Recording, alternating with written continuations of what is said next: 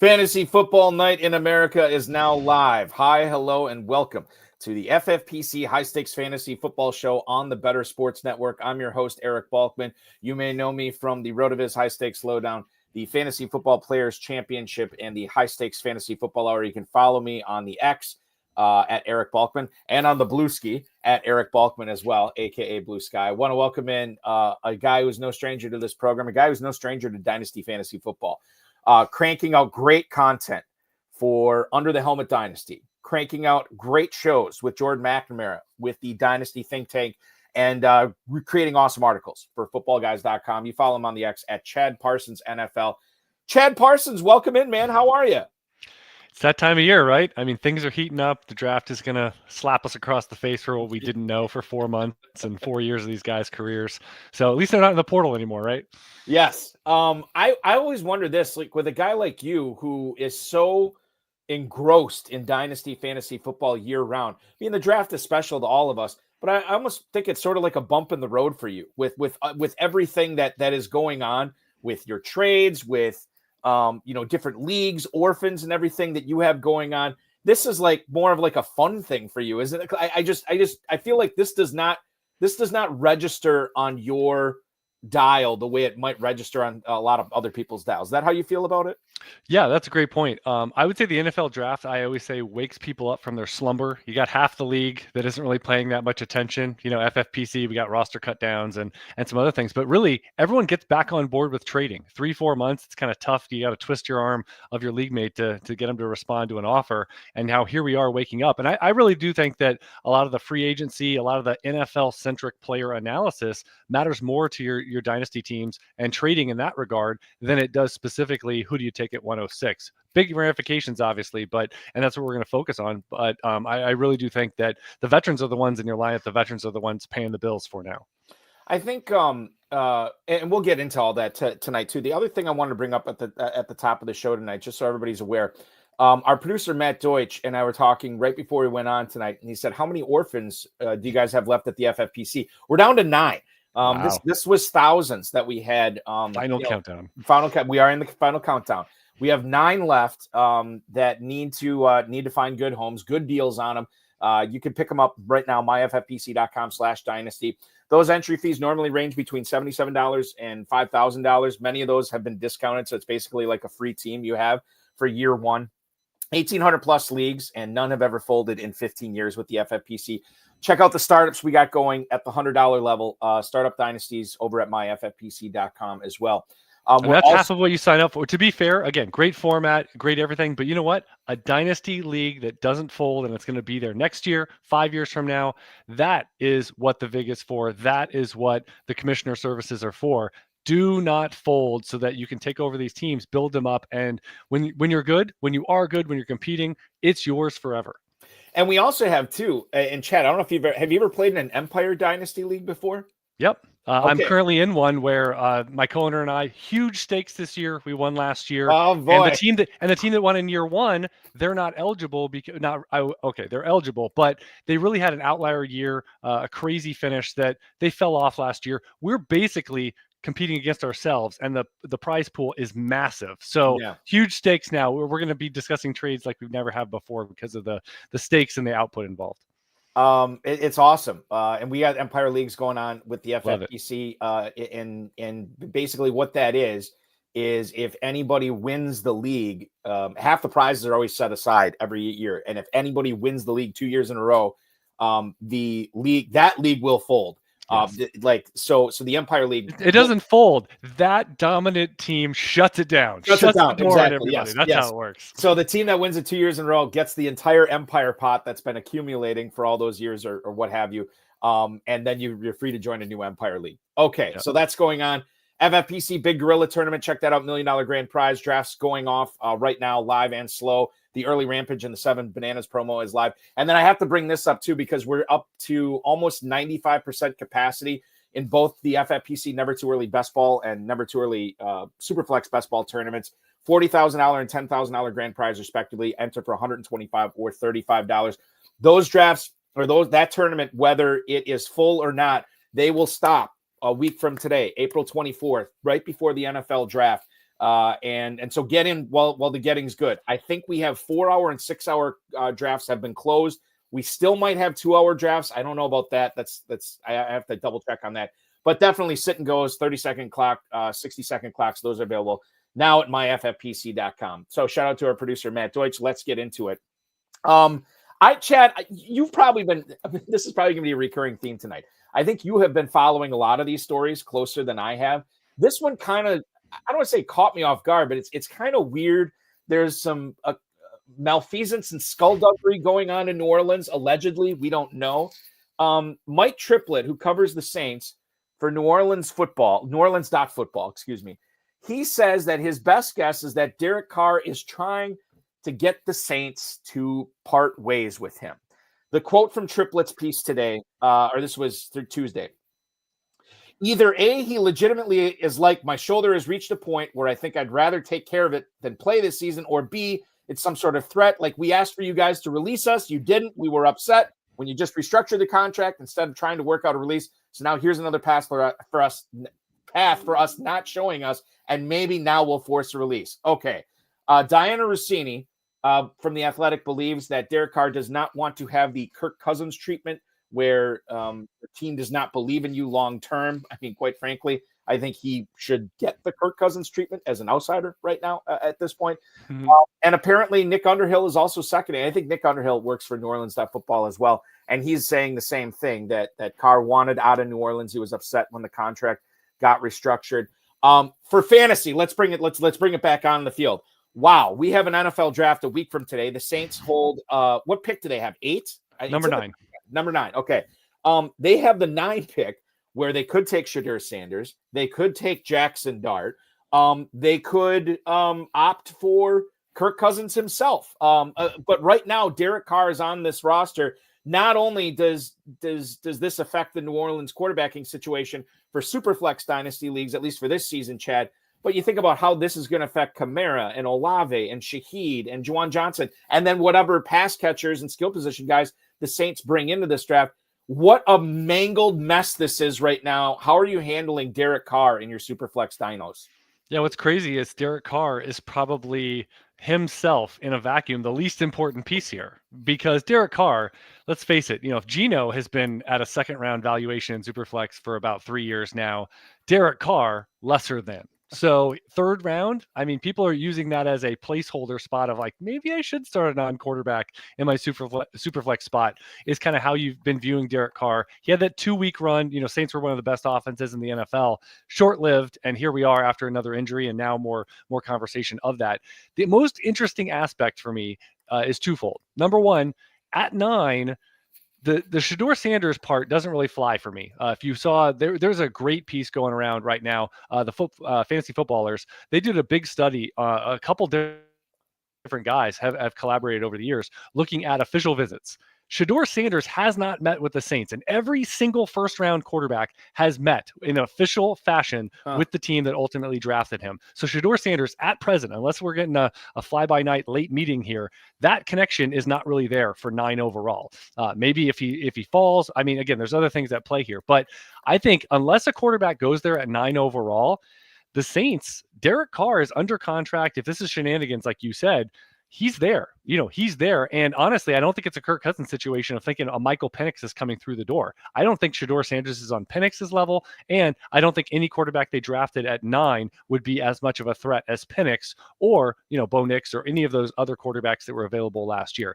Chris Olave is the guy that I would focus on the most. A lot of people are down on him in Dynasty. He has been great on a per route basis. It just has not turned into big fantasy production. The injuries are piling up, some concussion risk there for him, but it really has been, where's the quarterback? Where's the strong offense? He's had the target per route run. He's had the yards per route run. He just has not put it together to finish in the top 10 or 12 and really get on the map. So in my opinion, he's one of the best wide receivers. We know he's good, but it's a matter of, is he good for fantasy and when will that occur? So Olave is going to be the one. If Derek Carr, this continues to go down the road, they don't draft a quarterback at 9, he would be the one post-draft that I would be putting in offers for, because it's the You pass the sniff test. You're a good player. And frankly, Kamara's going to get his. Juwan Johnson has kind of fallen off from that rosy glow of potentially breaking out. But Olave can be had sometimes for less than a first-round pick. And sometimes it's in the later first. But you're not going to get that type of equity in the later first. You're maybe going to get Matthew Golden. If it's 1.5 for tight end, you would dream of getting Colston Loveland at 108, 109, 110. I think he's going to be long gone. So Chris Olave, I think when you get there in the later first, he's someone to potentially target if it continues down this road. Olave on keep trade cut right now, wide receiver 28 behind Egbuka and Metcalf, right ahead of Jamison Williams and Terry McLaurin. But yeah, I think Olave, I think you're right. I think he's the one that's most interesting. And the guy who's the whole monkey wrench is, as you said, the least interesting with Derek Carr. Right. Travis Kelce, let's talk about him. This is a guy that, Chad, we may have talked about this before. I am a bag holder in Dynasty. It's probably the opposite way that an NFL team should handle it. I am more likely to hang on to a player 1 year too long than get rid of him a year or 3 too early. I have Travis Kelce in a couple of Dynasty leagues right now. I thought about getting rid of him last year. Didn't find, what I was looking for as far as a return. Then I risked, having him retire. He's coming back this year. But certainly there's a lot of things working against him. You think about his underlying numbers that he had last year, some of the worst of his career. Still really good for tight end. But you have Rashee Rice. You have Xavier Worthy. There could be a running back or another pass catcher or another tight end that enters the fray in Kansas City this year. Travis Kelce, knowing that it's not a great situation for him as far as Dynasty goes. Keep trade cuts number 20 tight end right now. Wow. Is it just almost better to have him on your roster this year than, schlepping him out for like a late second or a third round pick at this point? How do you feel about Kelce? Because quite frankly, what you say here is going to influence the way I'm going to probably be treating him in those Dynasty leagues I have him. I'm like you. I think I'll phrase it this way too. Quarterback and tight end are the most difficult to get right. So once they tell us, and they literally beat it over our heads, I'm good. Trust me, I'm good. They do it year over year, and tight end especially. We have a very small subset. If we expand, not from 1 year, not to 2 years, to 5+ years, who is good? It's a very short conversation, and it includes very few names. George Kittle's on that name. Mark Andrews, we'll get to him. He's also on this list. But I'm with you that I remember back, Jason Witten is a low-level example. I want to focus on Tony Gonzalez. I mean, the number of times he went to Atlanta, and he was shot, right? A fraction of what he was in Kansas City, yet he churned out a few more top 10, top 12 seasons. I think he actually peaked out also much higher than that.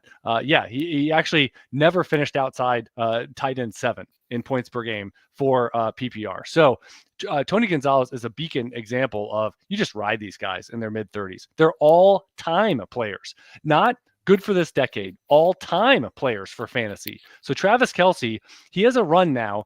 I mean, it's most of his career. Top 6 finishes. He was number 6 last year in adjusted points per game. Again, even if that is his ceiling, he's still, who's going to pass him? He's not going to be tight end 10, tight end 12, tight end 15. Even if he is, that later second, good luck. I mean, you're drafting maybe someone like Harold Fannin. I mean, a later day 2 selection that's a rookie, and we know rookies develop very slowly. Sorry, Brock Bowers, you're the outlier of outliers. So, Kelce, I would just ride him, and you can't give him up. If we were talking right now, like, is it 110 or Travis Kelce? Man, I could get that pick. I could maybe add something to it, turn it into Colston Loveland or Tyler Warren to reset the clock completely.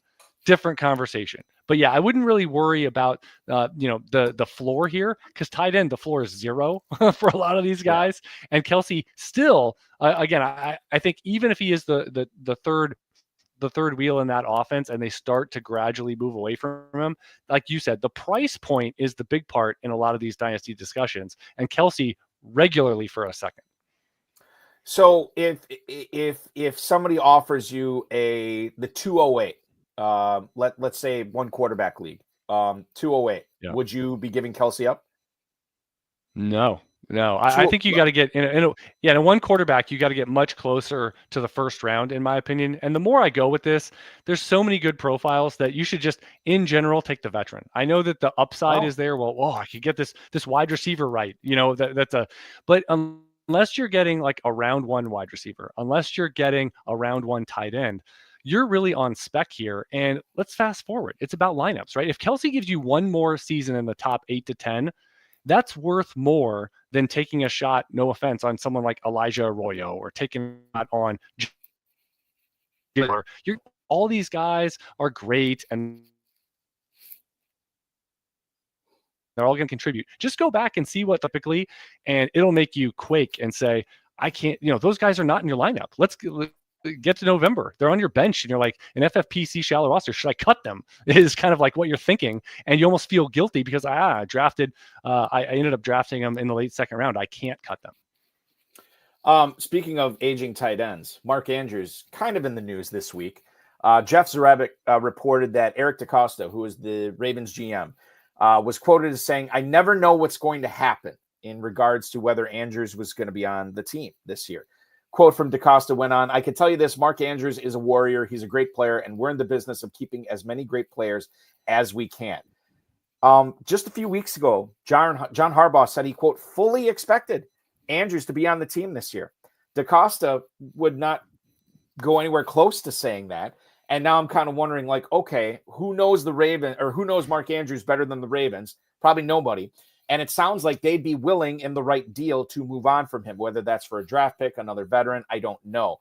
But I think part of the reason I've liked Mark Andrews so much is that offense and how good it is and how well he's done it over the course of his career. But they do have Isaiah Likely there. And I feel like if Andrews goes to another place, it's hard for me to think that his dynasty value, Chad, is going to be the same or better. It's probably going to be worse. Yeah, that's risky. A lot of times, and this is the biggest thing to watch in NFL free agency, when a player changes teams, I did a lot of research on this a few years ago. It's not a good thing.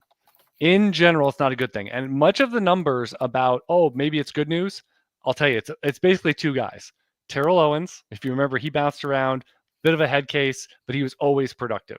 The other one is Randy Moss. If you remember, Randy Moss actually moved from the Raiders. Oh my God. So when you start comparing what they did at their previous stop to what they can do the next year, I mean, Randy Moss went from the Raiders disinterested to Tom Brady and setting records. So again, you see some outliers and they really distort the numbers. In general, if your team doesn't want you, the team doesn't think you're worth the money or offers you something market low, that's not a good thing. So it speaks to the team and personnel department that knows the most about you is saying, pass, or you think you're worth more. Bad combination. So the biggest thing here would be Mark Andrews leaving, not so much that he's suddenly an inferior profile. I do think, I have heard some comments, so we'll see how this turns out, but that, they view Mark Andrews and Isaiah Likely not as comparable. So this has to be about money, or it has to be about, we are going to move on because we think in the next year or two we might move on anyway. Let's do it now. Let's see if Isaiah Likely is going to be someone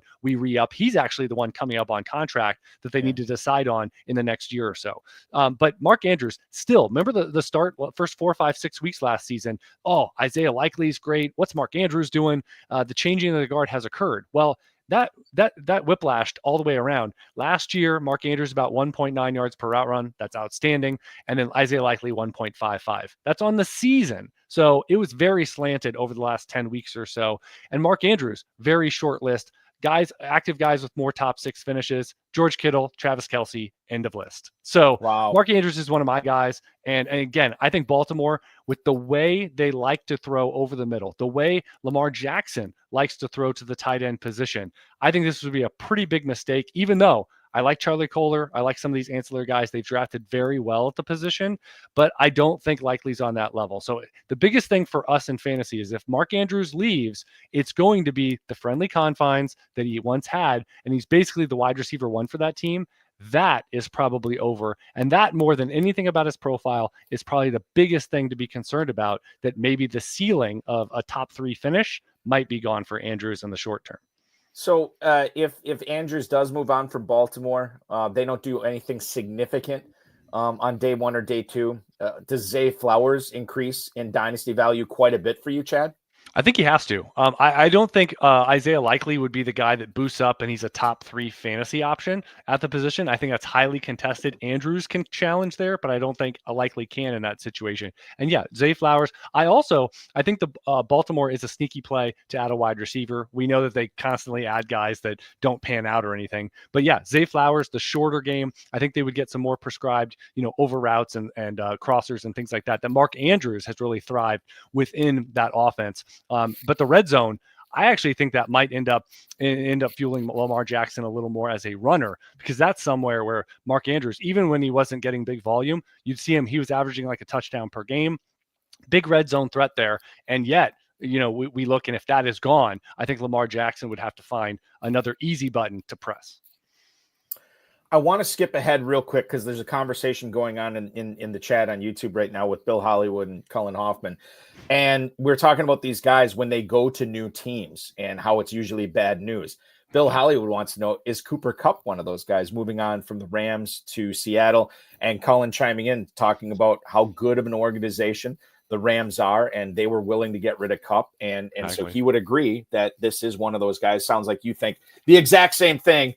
For anybody thinking that there's going to be a fantasy renaissance for Cooper Kupp in Seattle, Chad, they're probably going to be sadly disappointed.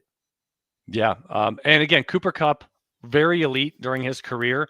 He had one of his worst seasons last year. Now, his threshold for what is a good season for Cooper Kupp is very high. He finally dipped below the 2-yard per route run, kind of elite Mendoza line that you're typically looking for, but he fell down. We've been seeing Puka Nacua take over this offense. And I really think the Rams, like you mentioned, they're preemptive, also know that they are one of the stickiest franchises in terms of using the Zebra technology, GPS, and all of that tracking that goes beyond the, what did the 40 run? Did this guy pull away, in this one situation or whatever, kind of the face value things that we look at. But Puka Nacua is ready. He's actually more superior on a per route basis than Cooper Kupp was years ago in his prime. So they figure, we have someone in-house, cheaper for now. Cooper Kupp, we get, 32 years old. He's fallen off. Let's turn the page now. I really am interested. They brought in Davante Adams. I think that they need to add a tight end. I think they're in the perfect spot.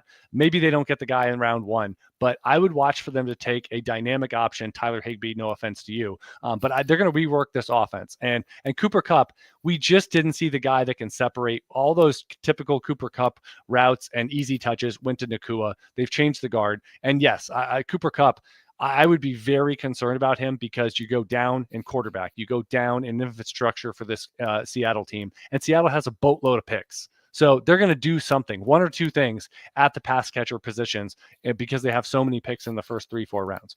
So I would say Cooper Kupp, be very worried. The biggest thing I see in these situations in profile analysis is the ceiling comes down.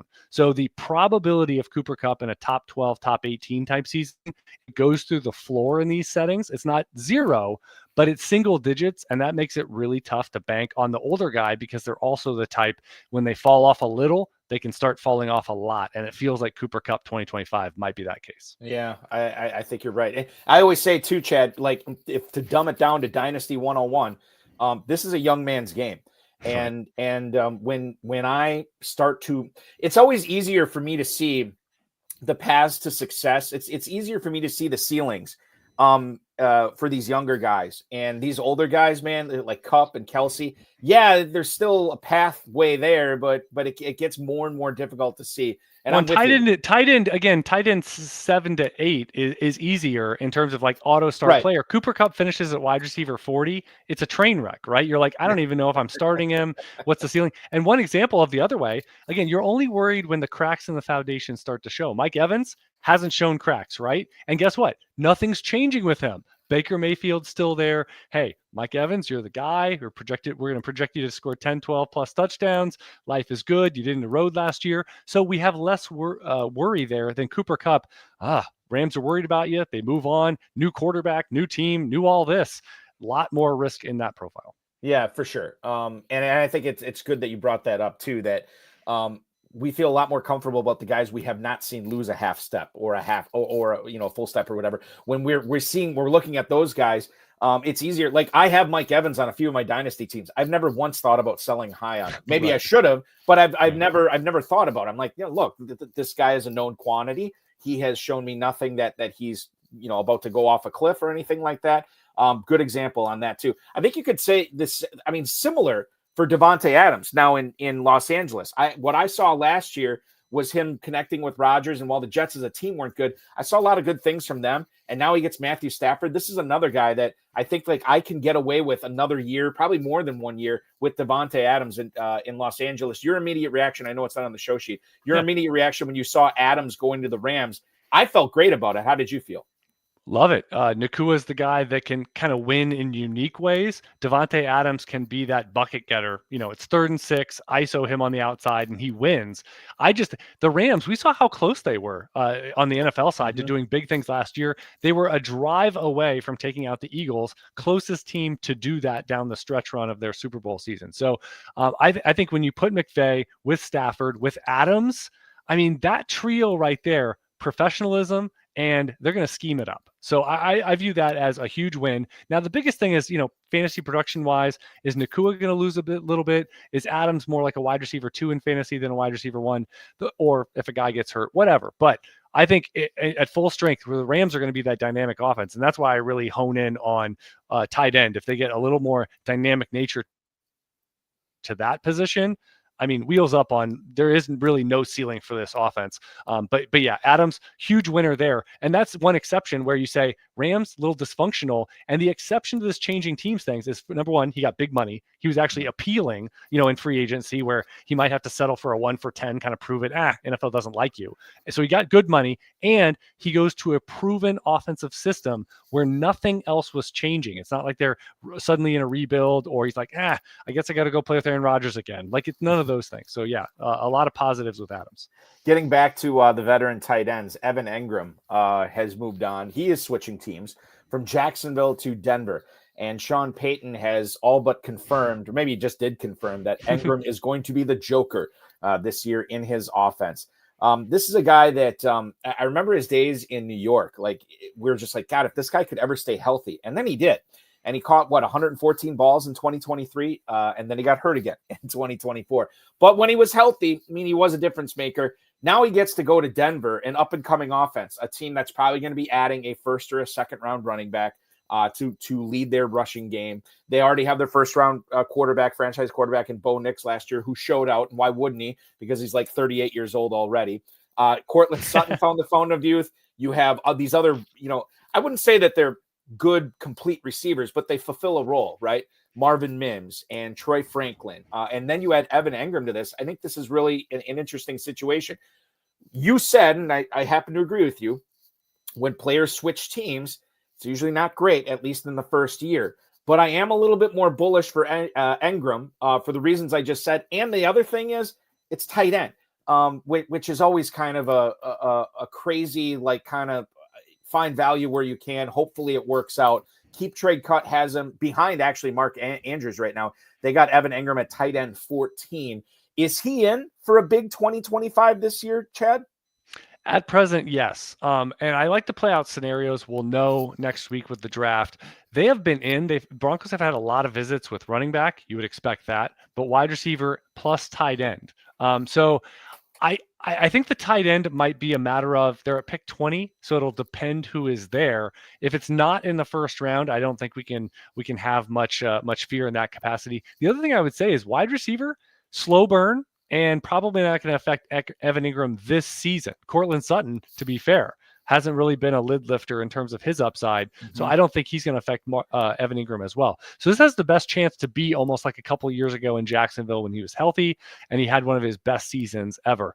So Evan Engram, sneaky productive. And like you said, found the Joker. Everyone was projecting a tight end. I think it was Colston Loveland at 20 to Denver for about 3 months straight.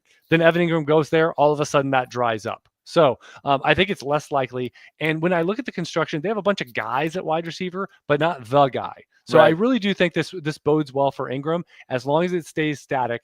I don't even know if taking a guy at 20 at wide receiver will affect Engram in the short term as much. So unless they draft tight end in the first round, I'm not overly worried. And I do think we're going to see, like you said, what was it, 14, tight end 14?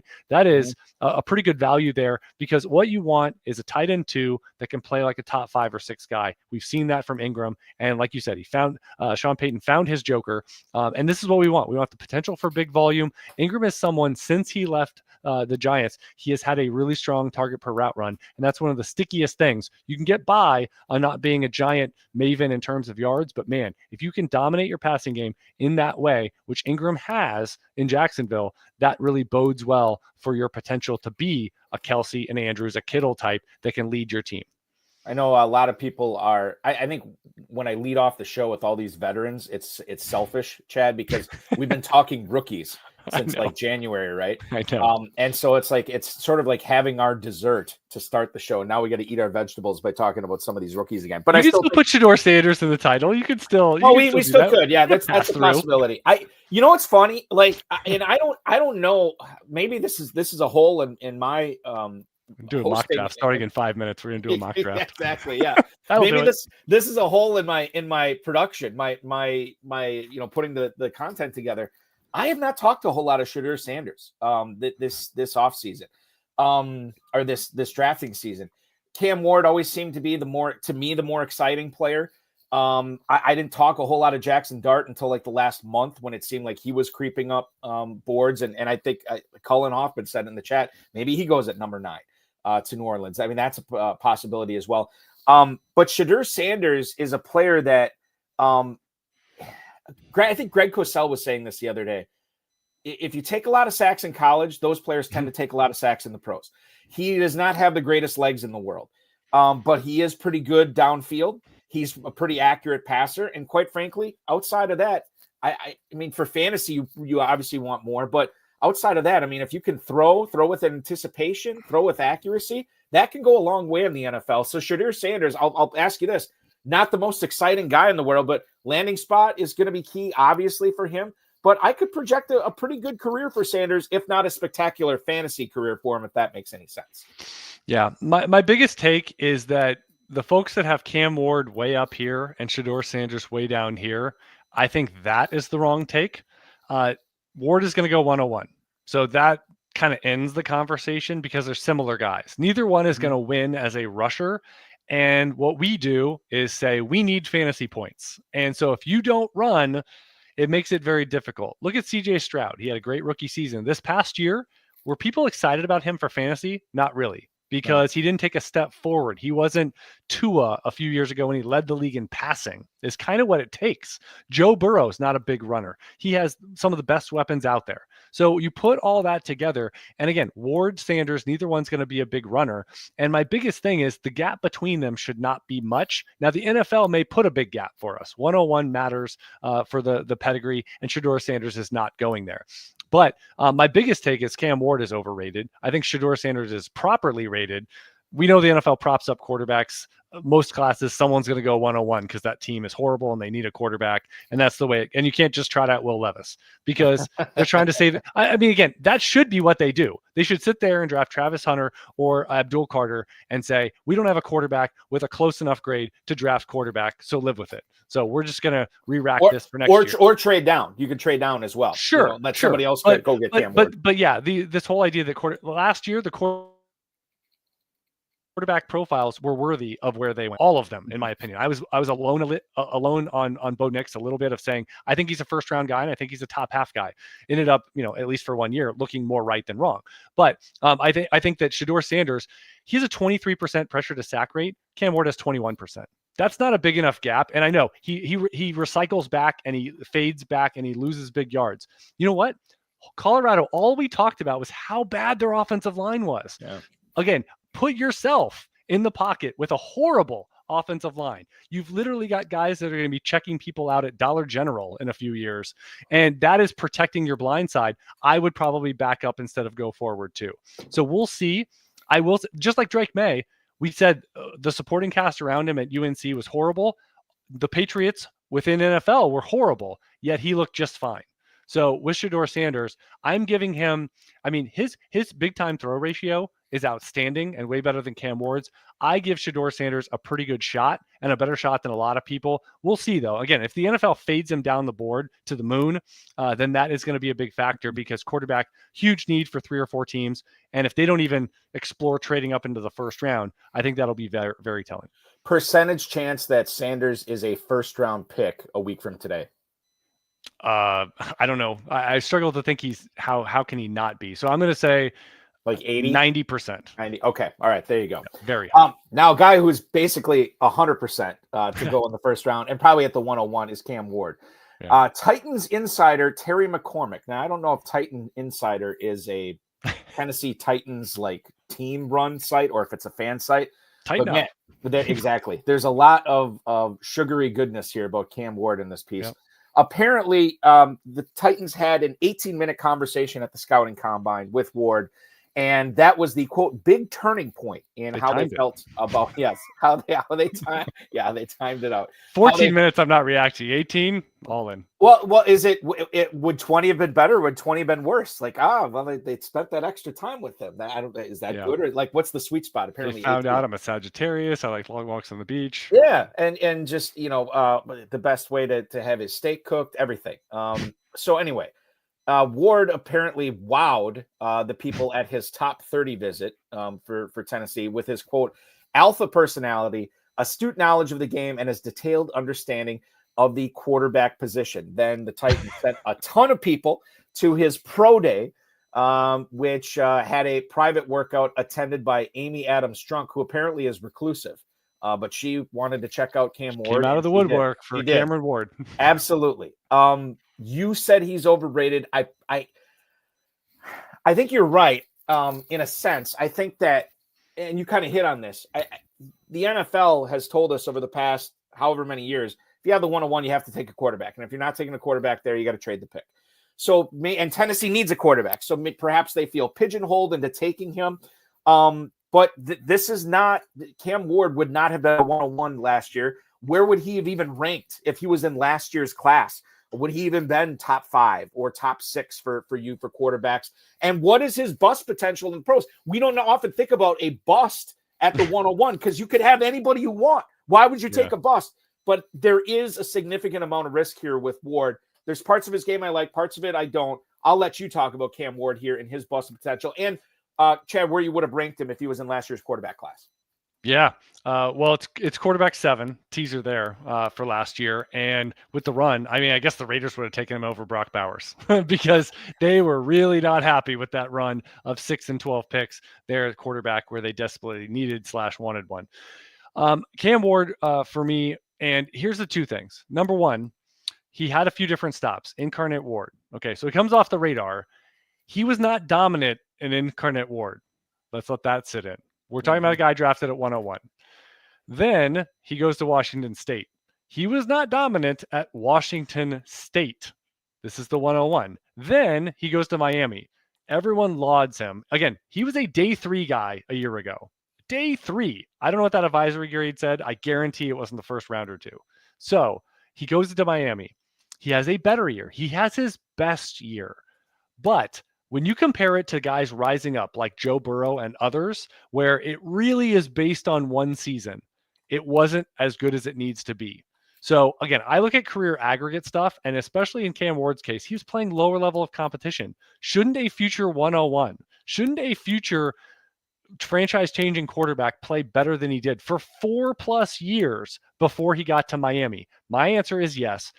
If he goes 1, and again, this is minus 10 million in the betting markets. So when he goes 101, he will be the weakest 101 I have in my entire quarterback projection model, and it's not close. The only overdrafted guy that is remotely close to this, drafted as high as he's going to go, is Daniel Jones, who went 6 overall. And again, he had the rushing. The one thing we say he does in the NFL, right, is run like a reindeer, and he can run for a 40-yard touchdown. We question everything else. Heck, he might be the Colts starter this year. But Cam Ward, I think and again, I feel like I'm an outlier because all you listen to these NFL shows and they're just like Cam Ward 101, best quarterback in the class. Like I have him, but a lot of people say like I have him graded as like a mid first, or like they say they have a first round grade. I don't think you can sit here and say your 25th player on your board, Cam Ward, because he plays quarterback, you have to take him at 1. But they're in a box, like you said. The problem, one thing I've talked about on Dynasty Think Tank, we talked about a lot of macro stuff. Mm-hmm. The problem is NFL front offices are on an ownership are on a different timetable than coaches trying to save their job. So you've got front offices and coaches saying, we've got to win as many games as possible. We can't, like, if they were to punt on quarterback, they win 3 games and they get fired. But the best thing for the team is to do that, because if you whiff on this pick, you just burned a 101, your most valuable asset in your entire franchise, because your coach is saying, well, we get our chance to pick a quarterback. We got to pick whoever we want. Yet it might be the worst thing for the franchise because there's no allegiance. There's no continuity for everyone being on the same page of let's be the best team we can as soon as we can, but it may not be 2025. So that is, I think, a lot of the problems and why a lot of these teams struggle to get better. I always kind of like the idea, Chad, about if I'm a GM or if I'm a head coach, putting off drafting a quarterback in the first round as long as possible, because I feel like it gives you job security. And at the end of the where you have the owner meets at the end of the year and like, well, yeah, we went 9-8, but we didn't have my quarterback. We didn't have a quarterback. What am I going to do? I'm not going to overdraft a quarterback just to say I have a quarterback. And then you keep kicking that can down the road. And eventually something should happen where you do get a guy you like. But yeah, I think it's important. And it's easy for us to sit here and say, hey, we wouldn't take Cam Ward at the 101. If we're Brian Callahan, I don't know who took over for Rand Carthon in Tennessee. Was it the guy from Kansas City? I can't remember who came over. Okay. Yeah. So obviously different timeline for them than us. We might touch on this, but again, what is wrong with passing on quarterback early? This is the perfect class. Why not take Jalen Milroe early in the second round? Why not look at Tyler Shuck? Why not look at Riley Leonard? Why not take a couple of these guys between round 2 and round 4 or 5? What is wrong with that? They got Will Levis at a quote unquote value last year. So you addressing quarterback does not mean it has to be the first pick in the draft. Yeah. There's a myriad of options to give your team hope for the future. And again, not put so much premium on, we have to get this one thing right. Well, wouldn't the counter to that be the hit rate of non-first round quarterbacks in the NFL is so low that like you feel like you have to take one because you get a much better chance of hitting on one. Whereas if you take one on day 2 or day 3, you're not as likely to hit on that pick, and then it sets your franchise. I guess it wouldn't set your franchise back because it's not the first round. But at the same time, you feel like you could probably do, you either take quarterback in the first round or you don't take quarterback. I'm not saying I think that. No, but that's the counter. Correct. That's the counter. Yeah. All 32 teams are looking at it. Well, I would say like half the teams are looking at it like, hey, we're open to taking a quarterback, which I think more than half the league should be open to taking a quarterback just at a point of, the first 3, 4, 5 rounds or whatever. But yes, that every team is looking at it. It's the pinnacle of the front office of what are we going to do at this position to get better, to compete with Mahomes and Allen and Jaxson and all these guys. So I get it that the attention is going to be there, but we've seen a number of hits from day 2. We've seen enough value come from there. And the other thing, again, this is not a hubris thing, but if you get guys with certain profiles, it is more likely to hit than taking Quinn Ewers. Not to isolate him as a bad pick that's coming up, but just there are ways to optimize your odds a little bit. And I know front offices will work on margins and say, if we can have a 22% hit rate versus an 11% hit rate, both are not good, but it's better. Here, I thought I built the show that Quinn Ewers wouldn't be taking any strays tonight, and then it happens anyway. I'll tell you what. I'll be perfectly honest with you. 2 months ago, I never thought I would be talking about this guy seriously going in the first round. Maybe not even going on day 2. That might be a little bit harsh. But Jalen Milroe now, Chad, and I haven't looked at the latest on the betting markets. But we're talking about him being not only a second round pick, but potentially a first round pick. He was also invited to the NFL draft in Green Bay. And he accepted. And he accepted, yes.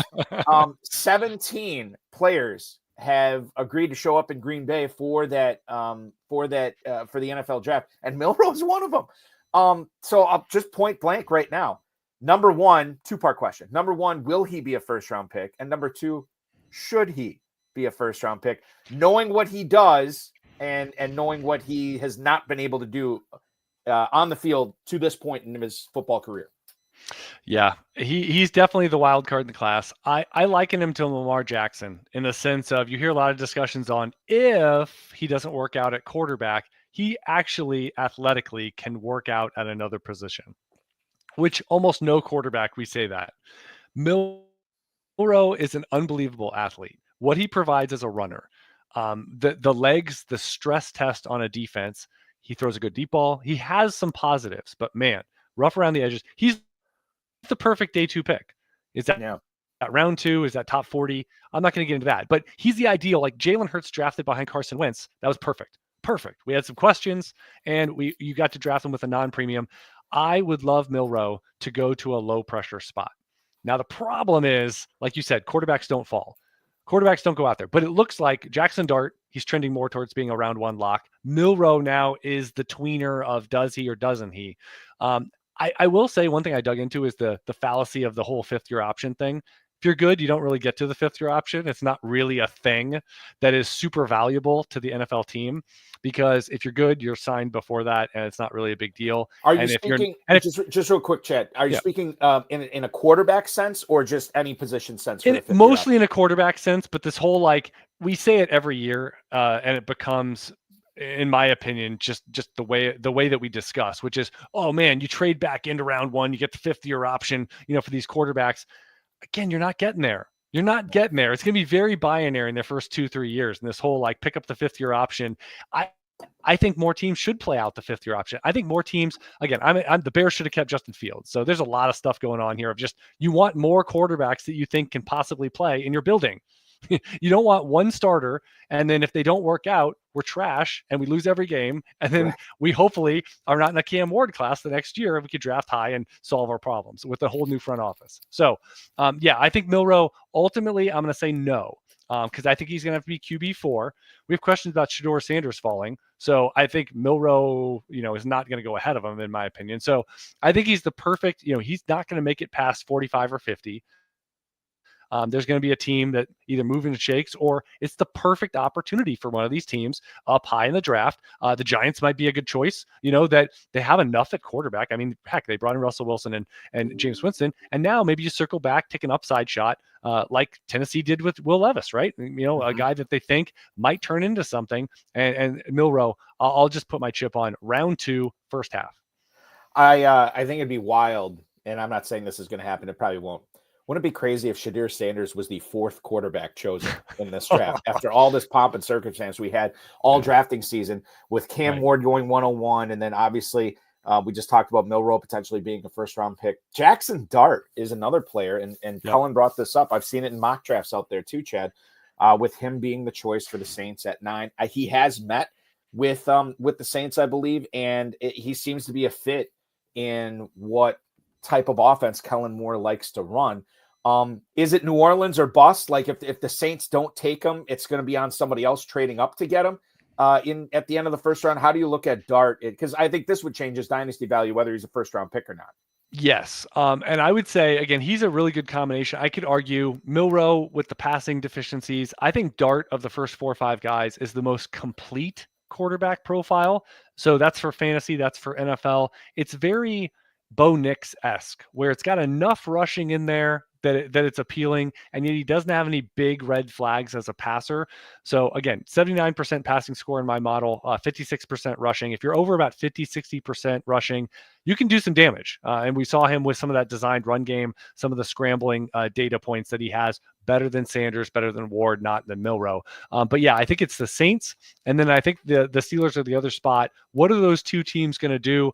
I don't think the Colts go in that direction, even though, again, they're a team in the first 3-4 rounds. I would watch them just because bring in Daniel Jones. If Anthony Richardson has a short yank, this year, I think you want as many balls up in the air and a potential chance to find something midstream with a guy. So they're a team that I think they should project ahead and almost draft someone in the first 3-4 rounds. But yeah, Dart, He's not going to make it to round 2. It's somewhere in round 1 there. And I think his profile is very valid to say he goes. And what you kind of said, almost a doomsday of like, no one's talking about this, but what if Dart's QB2? What if Sanders is falling? And heck, you get in the late first and a team's like, let's take Milroe developmentally instead of Shedeur Sanders, because people are talking about Sanders as like, a high floor but low ceiling option. Yeah. And I don't think if you're trying to solve quarterback, that's what people ultimately are looking to do from a team build. Yeah, no, definitely not. You want to hit a home run when you're paying a home run price. You don't want to swing for a double, although a double might be able to get it done in the right situation. I'm going to ask you this too. The FFPC obviously doesn't have the rookie dynasty drafts until after the draft. I know some people have them before, which is wild and fun. I'm not saying it's wrong. I think it'd be fun. As it stands right now, if you were somehow in an FFPC tight end premium super flex rookie dynasty draft, you have the one. Let's say you in a vacuum you have the 101, but in another league you also have the 102. Who would those top 2 picks be? Yeah. So I'll just say 1.5 tight end premium. My research is it doesn't move the needle quite as much as the market moves it for us. Generally, I would say my league mates or overall, it's when you get to 1.75 and especially 2.0 PPR for tight end, or if you start 2, that's when we're going to get in the conversation where Tyler Warren, Colston Loveland, they're top 3-4 picks, and there's arguments that they shouldn't never go lower than that when you get hyper premiums. For me, I like to, big ceiling, but I would also say when you get a first round running back, and Sony Michel might be one example where this is not true, but as long as they check the boxes, this is a warranted first round running back type profile and they go there. If you get them outside of 101, you should just, hey, if I'm at 102, 103, whatever, I still think back to the Christian McCaffrey class where he went like 5. That might have been the best moment ever to sit there and go, well, I'm taking Christian McCaffrey. Like the profile made so much sense. And then you reap the rewards like the Mackinac Peaches. So I will say this. So Ashton Genty, 101, you can just put that in pen for me. And then Omarion Hampton, his Vegas line right now, his over-under is about 19.5, which obviously pivots right there at that Pittsburgh Steelers pick or Denver Broncos, like right there in that zone. So that's no surprise. So he's a basic lock. If you put he's 10 plus picks inside of that first round line. So we're looking at Genty, Hampton, first round guys. I have a hard time thinking anyone's going to crack that. Any sort of landing spot, hey, Dallas goes running back in the second round. You can't react to situation that much when you're dealing with apex pedigree tier lines like a round 1 running back.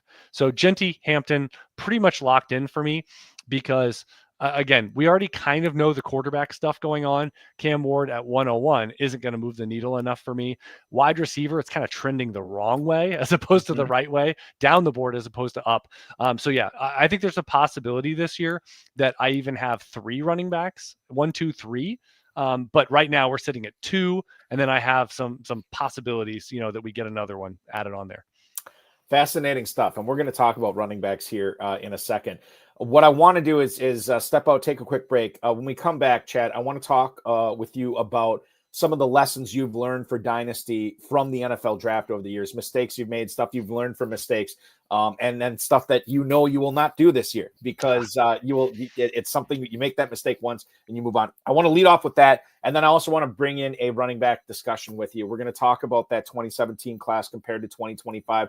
I want to talk about TreyVeon Henderson, Kaleb Johnson, Cam Skattebo as well. So much more to get to. He's Chad Parsons from Under the Helmet Dynasty, the Dynasty think tank at Footballguys. I'm Eric Balkman from the FFPC. Don't go anywhere. We roll on right after this. What's up, guys? Andrew Cooper here of Fantasy Alarm. And for me, the football season never sleeps. It doesn't. I don't care if the Super Bowl's over. I'm still rocking and rolling. And the best way to do that is with Dynasty Fantasy Football because you can play all year round and you can get started right now. You can go in and play 2 different ways at myffpc.com. You can do a startup draft where you can go in and draft all the players from scratch and load up on rookie picks, especially if you like this rookie class. You want, Cam Ward or Ted McMillan. You can load up on those picks, get all those players, lock them in for the rest of their careers. Or you can go over and play a different way. You can pick up an orphan team. Sometimes people decide they don't want to play. FFPC will never fold those leagues. They just put those teams back up. and you can bid on them. You can pick them up and take over those teams, right? You check out what kind of picks they have, what kind of players they have. Sometimes you can even get a discount. Just make sure it's a team you like, grab them, and you're off and running. And then you're ready for this draft when it comes around at the end of April here. MyFFPC.com. If you've never played, use promo code ALARM. They'll give you $25 when you deposit $35 or more for your first time. And you can go get set up. You can do a startup. You can pick up an orphan team. You can start playing Dynasty right now, the game that never sleeps, the game that goes all year round. Talking with Chad Parsons here on the High Stakes Fantasy Football Show on the Better Sports Network. Eric Balkman coming at you with some FFPC knowledge. Want to let you know that Dynasty Orphans are down to 9. MyFFPC.com is where to go for that. 1,800 plus leagues. None have folded in the last 15 years. MyFFPC.com is where to go to pick up one of those last few orphan teams or sign up for one of the startup drafts that we have posted at the $100 level there as well. Chad, you have done work with Footballguys. You and Jordan McNamara do a great job in the Dynasty think tank. Tell us a little bit more about Under the Helmet Dynasty, which I think you do a fantastic job with all the content that you're churning out there. Yeah, Under the Helmet has been a flagship podcast. I started in 2011, and that was before podcasting was cool. I actually told my wife today that High Stakes Fantasy Football Hour is something that I've listened to for years, and so that has been the foundational bottom of the pyramid that podcasting was not easy back then. You had to call in on phones and lots of wires, and again, people do it from their phones now, so it's craziness. But yes, Under the Helmet, it's approaching episode 1000. So it used to be weekly. Now it's like 5 days a week on the Believe Network, and talks about Dynasty, Fantasy, NFL. We stream through a few different things, and that has turned into a uthdynasty.com website. So that's Dynasty centric, very analytical heavy. You get premium podcasts, all that trade calculator, good stuff. And draft season is where you want to be there. But get people in the door. The free content 5 days a week is Under the Helmet podcast. Under the Helmet, UnderTheHelmetDynasty.com, Chad, or UTHDynasty.com. Yeah. And then obviously check out the Believe Network for the Under the Helmet podcast as well. It's wild to think about. Like HSFF Hour we're coming up on the 14th season. And I think about how we used to do podcasting back then compared to how we do it now. I have been slow to evolve. I'll be the first one to admit, but I have evolved, and so has the show. So good stuff there. And we will make sure that we're obviously listening to as much as we can. Dynasty season, Dynasty season is 365 days a year now. The lessons you've learned, Chad, from the NFL draft over the years, the lessons you've learned from stuff that happens that you either overemphasized in your Dynasty rookie drafts or your Dynasty leagues, the stuff that you did not give enough credence to. Basically, what I'm asking you here is for people who maybe are not as accomplished, not as experienced in Dynasty that are watching this right now, what advice would you give them? What have you learned over the years so they can avoid making the same mistakes you did back in the day? Yeah, two things I would weave together. Number one, I'll use a player example.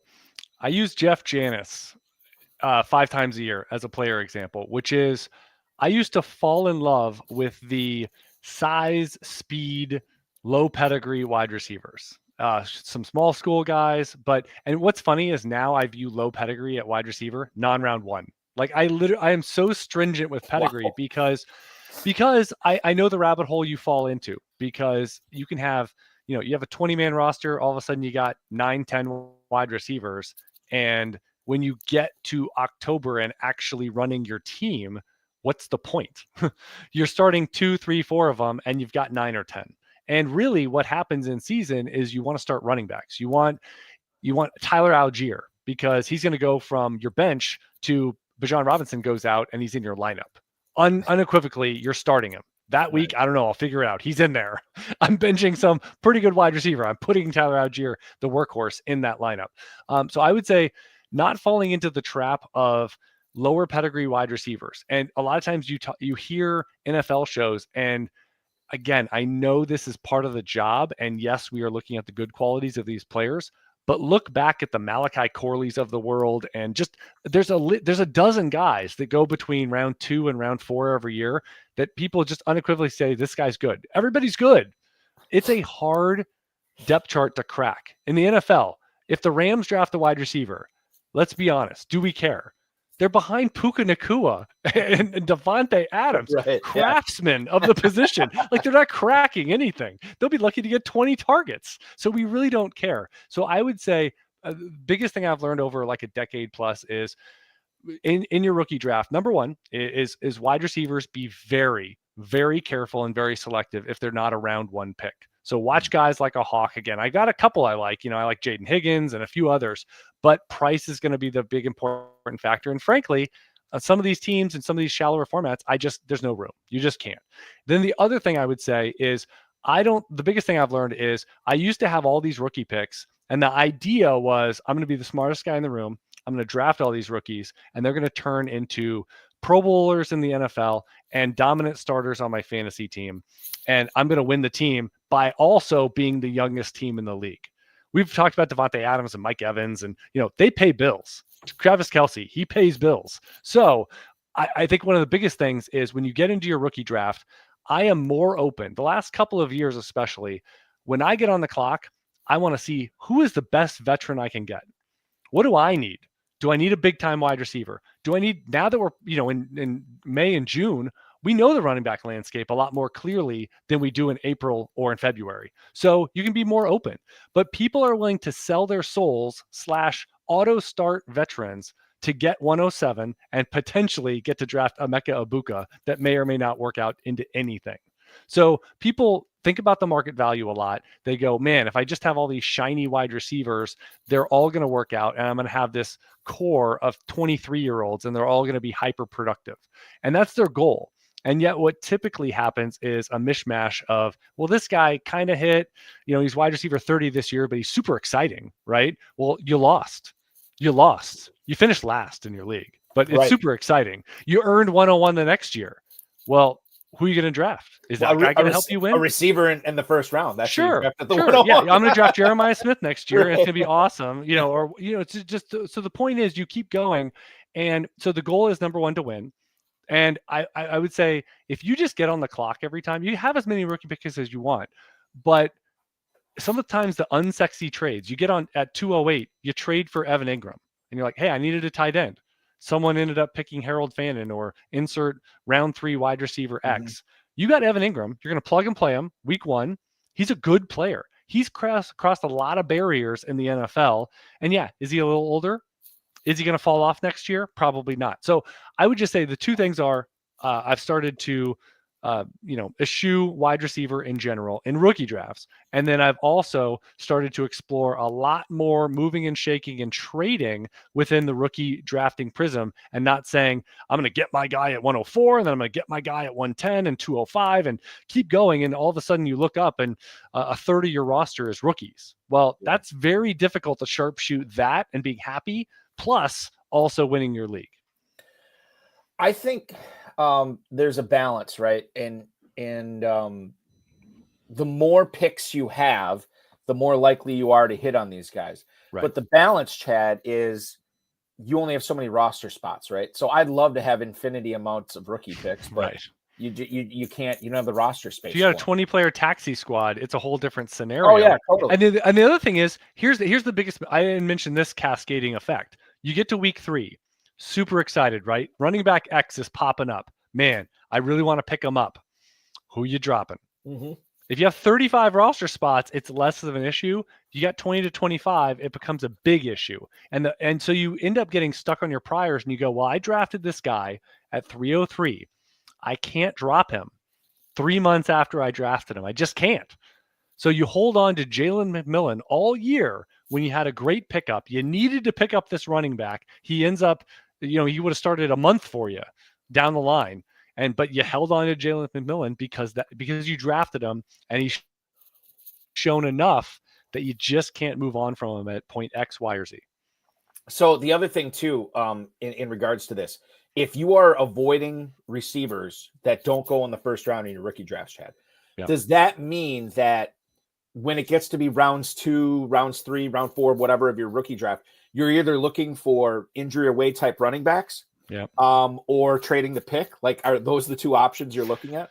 Yeah, I think a lot of times, I mean, we talked about Mike Evans. I mean, he's going for a second round pick. So, you get to a certain spot and you're like, well, I could probably trade for someone like Mike Evans, and if you don't have a need for that, again, you have a lot of avenues. And I think, enjoy the process. People rush through the rookie draft. They can't wait till they're on the clock and they just been boom, player submitted. I just drafted and the draft is over in 48 hours. And it's like, if you have an 8-hour clock, I implore you to use it. And again, this is not to delay things, but send out offers. This is the prime time for everyone being locked in. And now your 208 is not their 208. And they might look and say, man, I really want Jalen Milroe. Man, I really want Cam Skattebo. I really want this other guy. And they're willing to overpay. And you're like, well, this is just, an incoming rookie.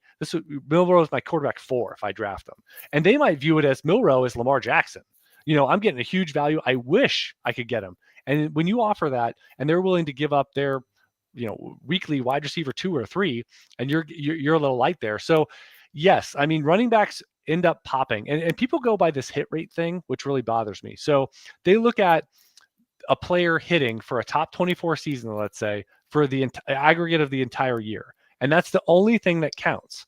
And I would say there's so many of these micro moments up and down on a player's journey where hitting, like, for example, Anthony Richardson, no one would say right now he hit, right? Yet last offseason, he popped for 2 or 3 games, got hurt. And then last offseason, he was going for top 10 dynasty quarterback prices. Mm-hmm. You could have got yourself with Richardson and maybe not even a first round pick. You could have got nuzzling up to like Patrick Mahomes and stuff. So you don't need, and Bucky Irving right now, he's white hot, right? I mean, he's going for like 101, 102, 103 prices. I'll tell you this, Bucky Irving, if you can get Omarion Hampton or get in the position to get Omarion Hampton, who's drafted in the first round, you should do that 10 times out of 10. Like some of these things are not hard. And so I would just say explore trading at every opportunity because this is your chance to be a GM. Who do you want? Who do you like? Because 101, 105, all these picks are going to be most valuable when they're on the clock and people can see, I can draft Ted McMillan. I can draft Tyler Warren with this pick. I'm willing to give you a lot because I want that guy. I want to get the IPO of these shares. Exactly. Do you find yourself trading? I mean, I would assume that you find yourself trading rookie picks either on the clock or as we're leading up to the rookie draft. You're not one to usually trade them in fall or during the season, right? Yeah, I mean, you have to be really selective. I use it as a baseline of if I trade a future first round pick or like, a big asset like that, it's to upgrade and get one of those assassins at quarterback. It's to get a game changer, an apex predator, as I call them. So, if you're dealing a first round pick and you're like, well, I'm dealing away, a couple quarterbacks and a first, and I'm getting Josh Allen, like that's the way to use a first round pick. Oh, I can go get Justin Jefferson. And you know what? It might mandate me trading my future first round pick. So those are it's got to be a top 12, 15, 18 startup valuation veteran player. And ideally, it's going to be at a premium position. Superflex, that would be quarterback, tight end premium. Let's have 1, 2, 3 big time tight ends. All those things kind of meet the benchmarks for trading away a future first. We have talked a lot about Dynasty 201 here tonight, which I think we do a lot on this show. But I want to ask you about the best running back landing spots for rookies this year. Some are obvious, right? Las Vegas is one. Chicago, I think, is a sneaky one. Dallas is one we're going to be watching for as well. What are some of the other running back landing spots, the teams that you're looking for to see what they do? Maybe not necessarily in round 1, Chad, but round 2, round 3. What are the best spots that you want to see these backs land in? 2 that have come up recently when looking at some of the data on what positions are these teams visiting with. And because it's a running back deep class where even if it's not round 1 or round 2, we've got 15 to 20 guys that I could see at some point in their career being a 1A option and spiking in value fantasy wise, being a bridge option for a season or part of a season. The 2 that really popped up to me that aren't super obvious are the Pittsburgh Steelers. So I'm super excited about Jalen Warren. They have met with 9 different running backs. Wow. That's almost double anybody else. And you can only meet with 30 prospects too. Yes. Which means they're utilizing almost a third of their more than quarterbacks. They've met Right. with running backs. And you look, it's Kenneth Gainwell who they brought in. Jalen Warren's on a 1-year deal. Like, it aligns. Like, they need a running back, right? I mean, if Kenneth Gainwell, your spot starter, if something happens in September, can't be your answer.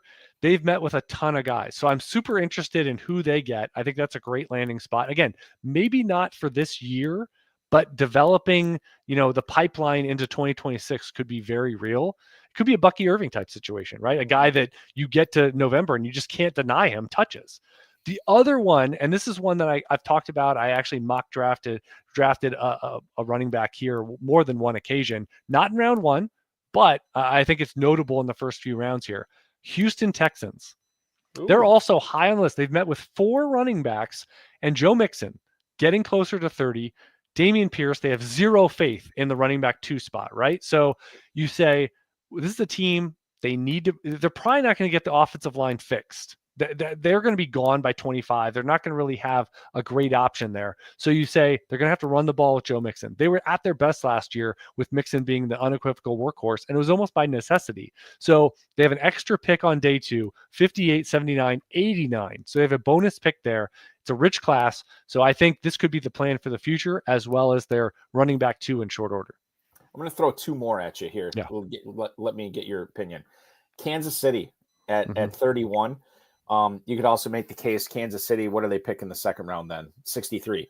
And they also have 66, a bonus pick for them. Oh, yeah, that's right. Yeah, from Tennessee. Okay, so they are – well, maybe the sweet spot for them is taking a running back either at 63 or 66. And that's going to change the way we think about – there's a lot of Elijah Mitchell truthers that came out after the Chiefs signed him. I don't know if there's anybody out there defending the honor of Kareem Hunt at this point. Right. Pacheco is still going for seconds in Dynasty, which I find interesting. Like, that's a spec bet that you should recycle that to like 206 and say, hey, he's not going to go up in value. If they don't draft a running back, he's not suddenly worth a first in July. So I think the Chiefs were a little more obvious of a one for me, but I think that round 2, round 3 zone is going to be that round 1, probably not. I would love TreyVeon Henderson to go there, but he's not going to make it to 63. So Chiefs, they could challenge that whole depth chart right away if they get one of these talented guys. The other one I want to bring up, and this is maybe my own because I haven't heard a lot of people talk about it, but what about the Commanders, who had Austin Eckler, and he is what he is. You know what you're getting, but Brian Robinson will be a free agent after this year, and it would be certainly nice if you could start the 2026 season with a sophomore running back that cut his teeth under Jaden Daniels this year. I think that's an interesting one. I don't know if they'd use a first-round pick on it, but Washington could certainly utilize a running back selection at 61. Doesn't it feel like they're almost a low-level version of this, but almost like Cincinnati in the terms of they just want to make their offense as good and unstoppable as possible? You bring in Debo, and again, like you were saying, I mean, just more. They bring back Zach Ertz when they probably didn't have to, but you add a running back here, especially if it's a more dynamic option. That's the bigger thing, right? Brian Robinson catching some passes. I know he had a couple long touchdowns this past year. Bit of an outlier stuff. But they only have 2 picks, so not a third-round pick, but 29. I mean, again, if you infuse that, Jaden Daniels was unstoppable on his own. Right. So can you imagine putting a TreyVeon Henderson or like a speed playmaker, or you get to round 4 and like Bashul Tutin or like one of these big juiced up guys is still out there? Eckler has lost that. He was that 5 years ago, but I think that's maybe the missing link here. They're probably more likely to go wide receiver than running back in round 1, if we're being fair. You mentioned offenses that want to just make themselves unbelievably good. I'll be honest with you. I drank the Bears Kool-Aid last year, and I was wrong. But this year, Ben Johnson, Caleb Williams in his second year, you have Odunze, you have DJ Moore. Well, I am going back, and here's why. In the first 3 rounds, you could get an offensive lineman. Yeah. You could get a difference-making tight end to either pair with or eventually replace Cole Kmet, and you could get Judkins or TreyVeon Henderson or Caleb, like one of these guys in that. And then all of a sudden that Bears offense is like, my God, this is a headache now for defensive coordinators when it's Bears week. That's another team that I think could really – now, I don't know if they'll go nuclear with offense on day 1 and day 2. but they could. And in that do you case, think we're giving Ben Johnson too much credit? Like, I think a lot of people, like, they were expecting the Bears. What was it, like 8.5, 9 was their over under last year, and it was like they're going to make the playoffs and all this. Caleb Williams was a train wreck. Yeah. I remember in the preseason, everyone's just globbing on to he had one or two drives like late in these preseason games. He was bad until that in the preseason, and he was bad in the regular season. In my opinion, if they turn around all the way and they're a good offense, Ben Johnson, like, up his salary immediately. Well, okay. Because here's just real quick. They had the weapons last year. Bill Hollywood, a resident Lions fan, saying Ben Johnson is a genius. You know what they didn't have last year, and they've already addressed it in free agency? Offensive line. Mm-hmm. They have gone out now. Whether Joe Thuney and all these guys are still going to be able to churn out good production, I don't know, because it's not like they're young guys in their first contract. But I think one of the things that I talked about with people last year and told me, Balky, you're an idiot. They never had an offensive line. I should have put more focus on that.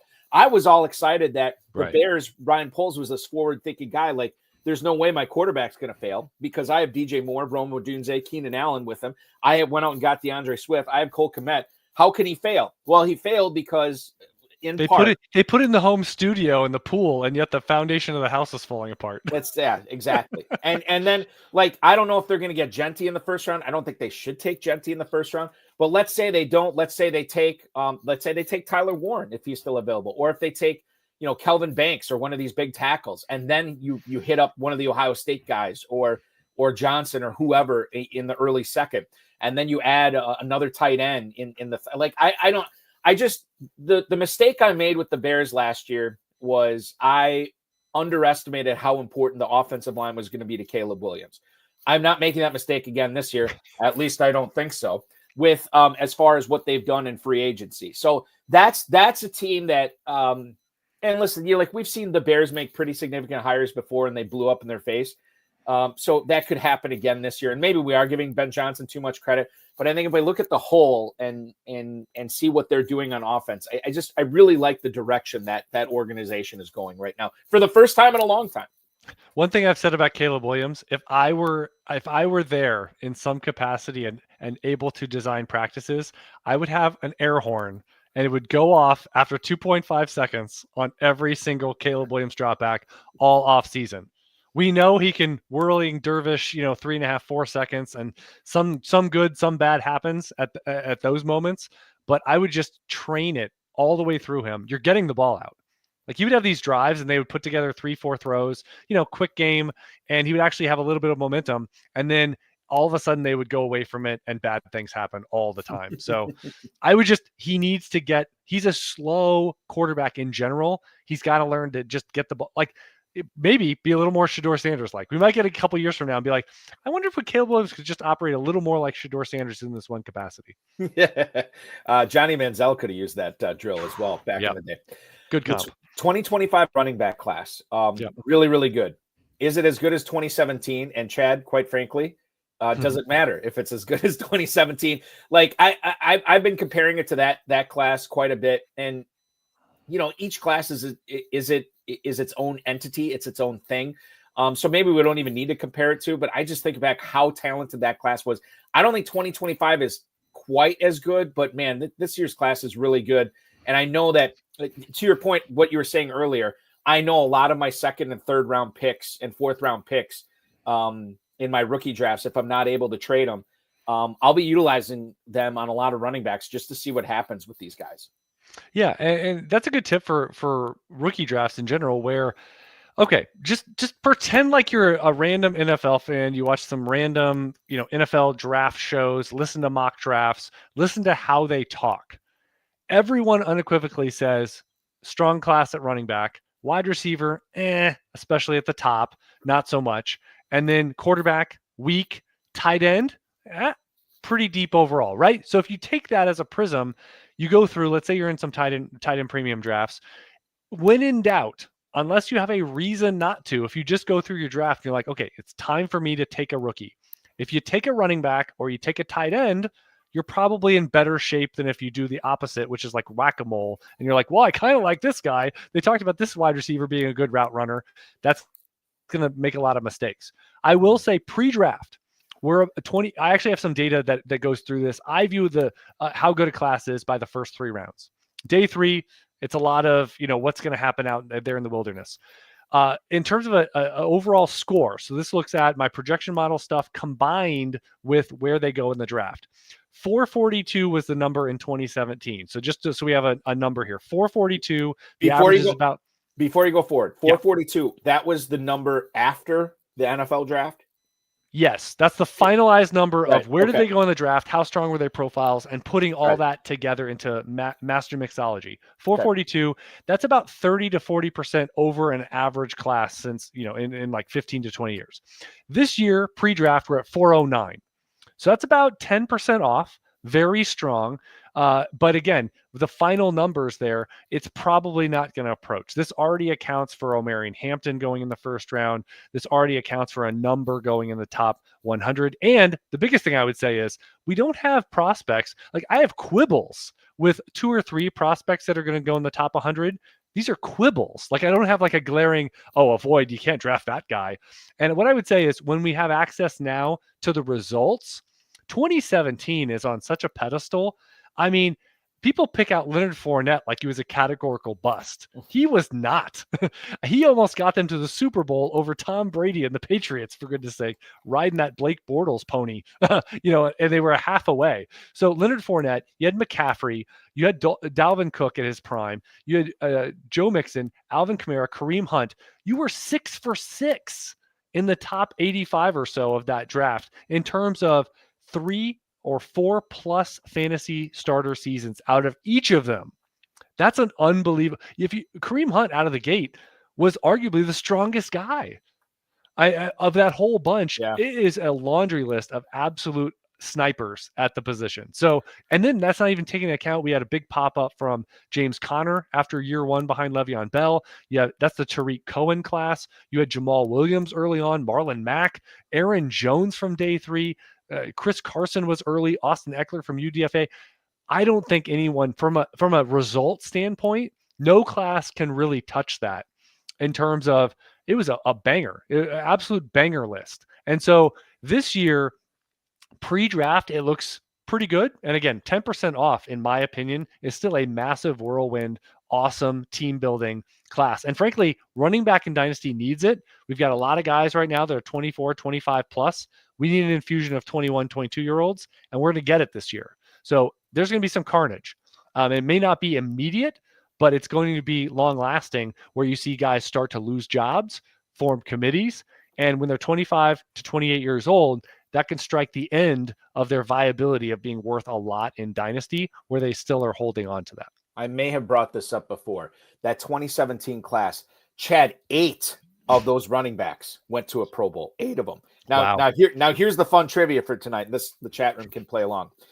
8 running backs went to the Pro Bowl. They were in no particular order: Christian McCaffrey, Dalvin Cook, Joe Mixon, Alvin Kamara, Kareem Hunt, James Conner, Aaron Jones. Can you name the 8th Pro Bowler? I'll give you a hint. You already named him. Yeah, probably Chris Carson, right? It's not. That's who I would have said. No.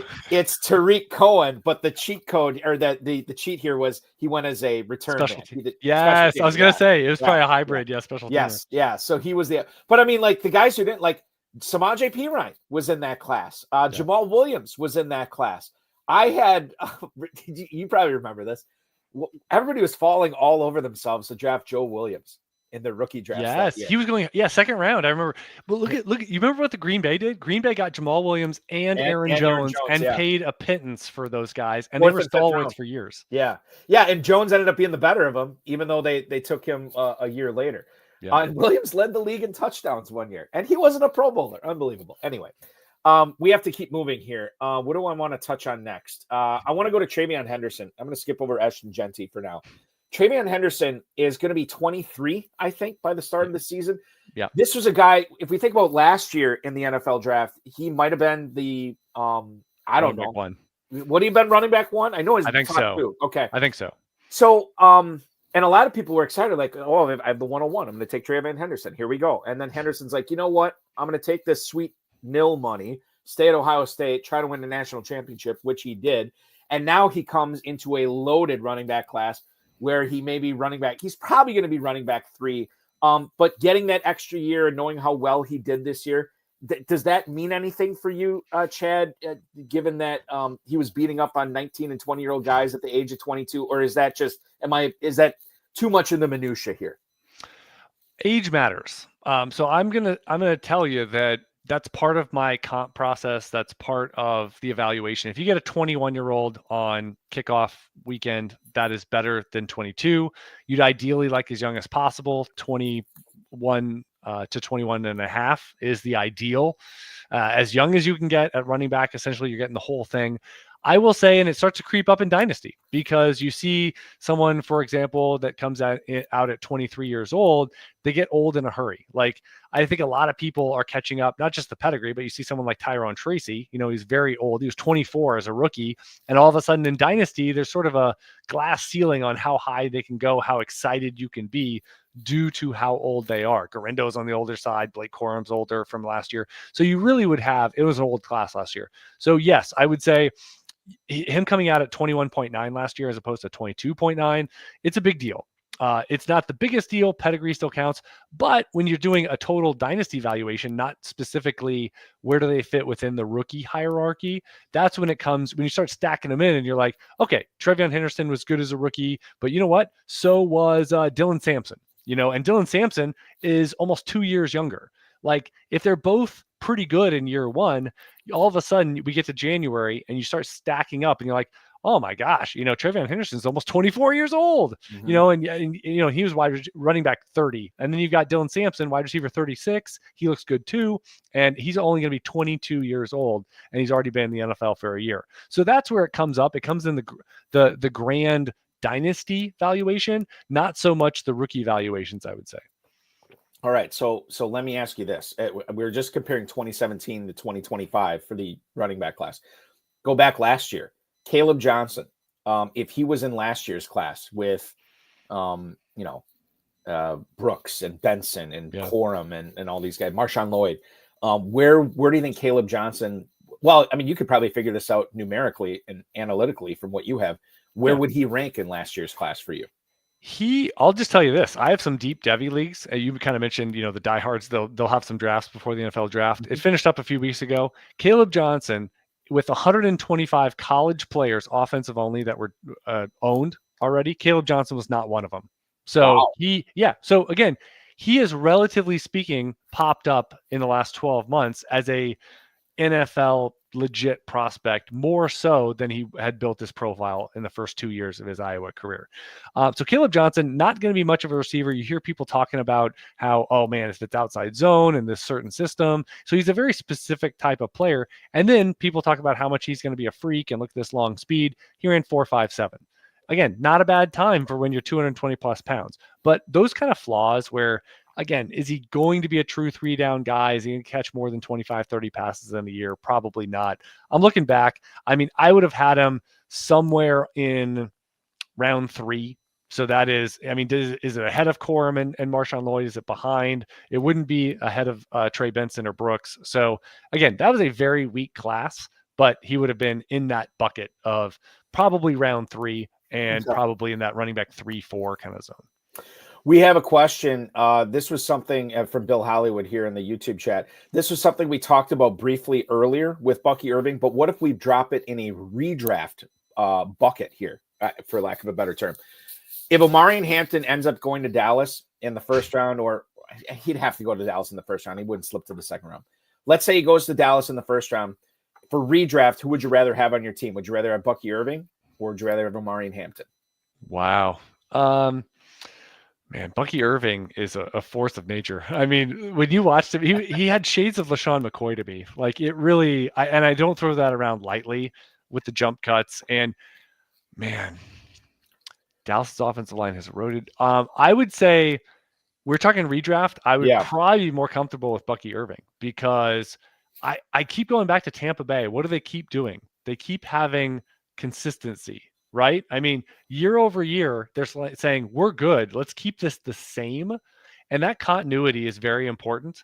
And we assume Dallas is going to be good. What if Dak goes out? I mean, there's so many variables, and you have a rookie coming in to the NFL. So again, more than a 1 year prism, I think that's an easy answer the other way. But redraft, again, I think you have to take the known and the what is not changing or obvious bounce back guys that are due to injury alone or things went askew last season. But rookies in general don't produce all that well. And I know I'm talking about round one running backs, which is probably the lone exception here. But I still think that's tough. That's tough to go over Bucky Irving and what he provides in the passing game. Yeah, it's close for me too. I think I'd probably lean towards Irving, although, God, it's a good question because it's very good. Because again, Omarion Hampton could be.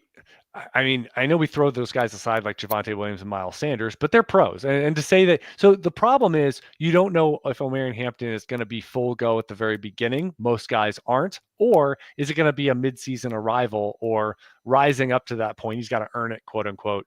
And the other thing is, do we really think Rachaad White is going to get more usage? Like it worked the other way, right? It was like more and more Bucky Irving as we went through the season. He was undeniable. So I think I know Sean Tucker's. I think Sean Tucker's still there. Yep. But what if they add somebody in like the third round? And Sure. then that could cramp Bucky Irving style as well. Bill, I'm going to be honest with you. Ask us this question 2 weeks from now, and we'll have a better answer for you. Way better answers. Speaking of difficult questions to answer, I put on here harder to rank, maybe harder to assess is a better question. Who is the harder prospect to assess this year? Is it Arizona State running back Cam Skattebo, or is it Bowling Green tight end Harold Fannin Jr.? Harold Fannin Jr. I think Cam Skattebo, he has a lot of appeal. Like we kind of know what he is, right? The limitation is long speed. The limitation is overt moving athleticism. But he's 219 pounds. He's arguably one of the top 2 or 3 pass catchers in the class. And he breaks a ton of tackles. Like the things that you would want a running back to be their strengths if they aren't going to be requisite 40 time, he has all those. And guess what? He's going to go in the mid rounds, and that's where he should go, probably round 3. And that's the perfect spot. Harold Fannin is a little different. And I will say this, like, so tight end is tough. And he's coming from a small school, Bowling Green. And everyone wants to point the fact that he played, some games against higher competition and they couldn't stop him. Very valid. Tight end, we have seen a number of false positives of guys that have been very, very, very productive in college. You could say Fannin is more productive than them. That's fine. We're splitting hairs. They were all really productive. And tight end is tough. Also, so tight end is a tough position to crack. Number 2, we're talking about a guy that a little bit undersized, right? 6'3", he ran 4.7. And if he's so productive, so dominant at 18, 19, 20 years old, lid lifting a program that has no business doing anything in a passing game, let's be honest. And yet, no one is talking about him as a first round pick. And plenty of people are not even talking about him in the first 2 rounds. At a minimum, people are still like, well, Mason Taylor's going to go ahead of him. Elijah Arroyo is going to go ahead of him. Fannin, maybe you can go next. Late second, maybe third round. So why do we get to the end game of that's where he's going to go if there's all these other historic things? He's 21 years old, 100% production score in my model, all this kind of stuff. Undeniable. Well, he's 6'3". He's not overly athletic. In my opinion, he's a poor man's Gerald Everett. Gerald Everett was a top 50 pick. Gerald Everett was a little more twitchy, and that's why I say poor man's. And he also was with the Rams. Good situation to land in.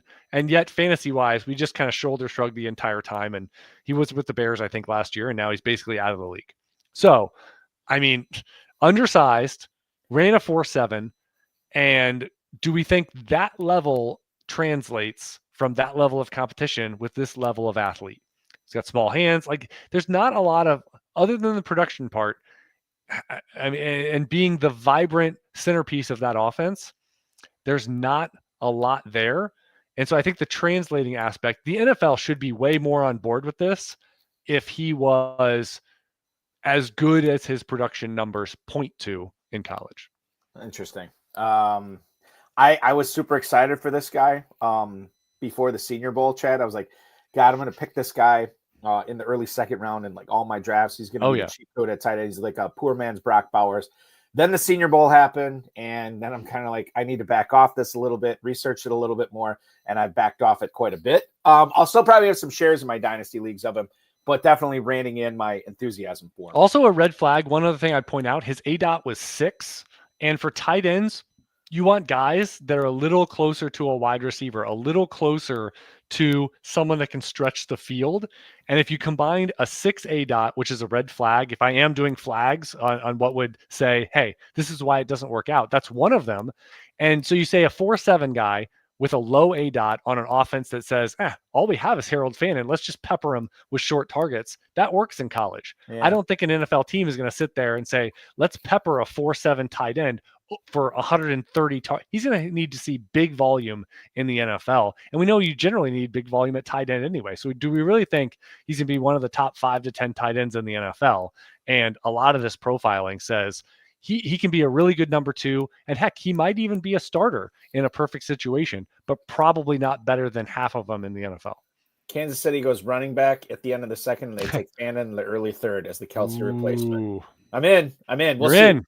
We'll see what happens. Forgive me if I'm misremembering this, Chad. I don't know if you wrote this. I don't know if you said it or if it was part of one of the shows that you do. Damien Martinez, NFL comp, Steven Jaxson. Did you say this or did somebody else? I did say that. That was back when he was actually 230 plus pounds. And it was an easy one because, 2 Oregon State guys he ended up transferring. It was probably multiple years ago, to be fair. Okay, it was a little too, no, but that was it. I can't believe Damien Martinez, though. He comes in at, 218 pounds. And again, with these bigger backs, what I love about bigger backs is you can always lose a few LBs and you get faster. Like all of a sudden, Damien Martinez, he comes out there and runs 4.51. People thought he might run, in the 4.5s, 4.6s, whatever. But 217, still plenty big to be a workhorse back. So no, the Steven Jaxson comp doesn't really work now. But 217 with his level of rushing and receiving scores, again, good enough receiver, and going to be a day 3 guy that guy can play. I know Greg Cosell really likes him, but yeah, the size thing moves the comp needle quite a bit for me. Pittsburgh Steelers running backs in 2025: Jalen Warren, Kenny Gainwell, and Damien Martinez. I think that works. Don't tease me. All right, I won't tease you with that, but I will tease our audience with what's coming up after the break. We have roughly 20 minutes to go on the show. We're going to talk about this Matthew Golden 40-time gate. I want to talk a little bit about Travis Hunter. Jaden Higgins is another guy I want to touch on, and I won't tease anybody else because I don't know how much we'll get to. We'll get into some tight ends as well. He's Chad Parsons, Under the Helmet Dynasty. Of course, Football Guys and the Dynasty Think Tank podcast. I'm Eric Balkman from the FFPC. We're going to be back in about 90 seconds. Don't go anywhere. You're watching the Better Sports Network. Andrew Cooper here of Fantasy Alarm, and if you're anything like me, football season never ends. Super Bowl's over. Who cares? We got a lot of speculation to do, and the best way to take advantage of that is at myffpc.com. Mock drafts are fun. They're fine. But if you really want to get leverage, get in one of their never too early best ball drafts or never too early super flex drafts now, where you can take advantage of all your takes. I'm in there now because I got hunches, right? I got ideas for free agency. I got ideas for the drafts. I got ideas for the 2025 NFL season, and I want to get them on paper now. And I want to do so before the NFL draft, right? Before the cat's out of the bag. That's the beauty of these contests, right? You go in and you get set up, and the drafts are already going, and they end on April 24th, right when the NFL draft starts. So you can get in there, get all your takes in, take advantage of everything before everybody finds out what happens. Use promo code ALARM at myffpc.com when you get set up. They'll give you $25 when you deposit $35 or more, and you can get in these tournaments, the never too early best ball and the never too early super flex contest, to get your shot at $10,000 or $40,000 grand prizes. Thank you, Coop A Fiasco on X. That's Andrew Cooper from Fantasy Alarm, letting you know that both of those tournaments are going to be filling up here shortly. They will stop a week from today when the NFL draft starts. We'll be knee deep into the first round 7 days from now. Both those tournaments are already 90+% full. Check them out. myffpc.com is where to go for that. And check out the Big Gorilla Tournament, a $1 million grand prize available there this year, including the early Rampage tournament. So if you're entering, you're basically in the early Rampage tournament and the Big Gorilla tournament. It's 2 tournaments for the price of 1 entry fee. And then, of course, the 7 Bananas promo where you can win a Jungle Safari for 4, courtesy of the FFPC. MyFFPC.com is where to go for that. Chad Parsons from Under the Helmet Dynasty, Football Guys, and the Dynasty Think Tank joining us tonight. Travis Hunter, what a mind meld this is. I have not wrapped my head around it. I've been taking a few shares here and there when he slips in best ball tournaments. I don't know what I'm going to do with him in Dynasty. I'm glad that my rookie drafts won't happen until after the NFL draft, where at least we should know the plan for whatever team takes him as far as how much wide receiver he's going to take or how much wide receiver he's going to play. When you're taking him or when you're looking at him here, Chad, how do you view Travis Hunter's at least 2025 going and career? How much wide receiver is he actually going to play? And will his defensive duties actually take away from how good he could be if he was solely focused on offense? Most interesting argument I've heard for Travis Hunter playing both ways is NFL, less no huddle, more TV breaks, slower pacing, and it might actually be quote unquote easier for him. I think that is a interesting kind of woke take there, that it's possible just because I don't know how it works Monday through Saturday. My biggest thing is will an NFL team allow him to not be fully vested into both meeting rooms?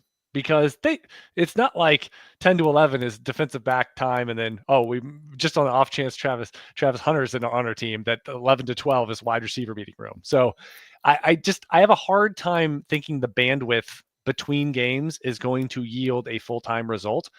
He's the most fascinating player I can remember from a fantasy lens, point blank period, other than the fiasco of like Taysom Hill and dual eligibility and all this, he's playing tight end, but he's getting quarterback numbers and anyway, but there's some things on platforms that cause stirs like that. But Travis Hunter, the prospect, he's Garrett Wilson-like in my model as a wide receiver alone. That he's going to be drafted in the top 5. And if you tell me right now he's a full-time wide receiver, he is he's the 103. We talked about stacking up a board. The only guys you would put ahead of him are first-round running backs, in my opinion. So, and there's an argument to maybe not have Hunter that low. So you have someone where the upside or the ceiling of we get overt positive at wide receiver, or again, you just value him as such, 103, lock and load. Yet you think he's going to play defensive back, or they announce him in the draft, cornerback, Travis Hunter. And you don't get, the dual option. You don't get a lot of verbiage that might make you feel all warm and cozy that he's going to play wide receiver. I think it could happen that he falls to the second round of rookie drafts. Yeah. That's a pretty big spread. And the other thing I would say is I have a feeling, no matter how someone else feels going into their rookie draft, if you are looking at this from a probability standpoint and saying, well, I think he has an added bust risk because he might end up playing defense, and we don't even know if he's good or bad at wide receiver, unlike Ted McMillan or any of these myriad of other wide receiver only prospects. You add that into the mix. I pretty much, how I did it, because I'm a numbers guy, I pretty much put a 30% multiplier, or essentially putting a discount in there. I valued everything like he was a full-time wide receiver. We know exactly what he is. And at the very end of it, I just put a 0.7 multiplier on there. So he only gets 70% of that value. It's arbitrary, but I got to do something. And that puts him on my board right now at 109. Now, the problem with this is I have a feeling you go into every one of your rookie drafts. If you sit there and you have 109, 110, 111, whatever, there's going to be one person in your league that is just like, he's a great player. I'm going to take the chance. All these players are risky. Quinshad Judkins could tear his Achilles. Shedeur Sanders could bust just because he busts. All these types of things. So I'm going to take Travis Hunter. I know he's good. And if he ends up playing defense, so be it. There's a lot of risk in taking rookies in general. And they will take him in the top 5 or 6 of your draft. I think there's going to be many drafts like that. So right now we're in this zone of, hey, mock drafting, it doesn't really count. And we have all these experts that do a lot of what I just said into their, well, I'm not going to take Travis Hunter at 5 or 6. I'm going to draft him at 11 or 12 or 15. And I can talk about it because he might play defense and all this stuff. I think if you get into these drafts, the real drafts in May and June, he's going to go higher than the ADP of 10, 11, 12 right now. I think he's going to go at 5, at 6. It depends on, like you said, does a non-round one running back go to Dallas? Do we get a juicy wide receiver landing spot? Do we get a couple quarterbacks that go in the top 16 of the draft that we maybe aren't projecting right now? If those all things happen, maybe Travis Hunter is a little lower, but I think there's going to be one overt super fan in every draft that it has a top 7 or 8 pick, and they're going to draft him there so that his ADP is going to rise, even if. And the other thing I would ask you, Eric, is are we going to get over? What do you need to hear? Like they're going to make the pick and the GM's going to come on. Somebody's going to come on from the team and say, he's going to play. Like other than saying he's a full-time wide receiver for us, we think he's the best wide receiver. In addition to the best player in this draft, he's going to transformationally change our offense. And we don't know about the defense thing. We think he's the best wide receiver.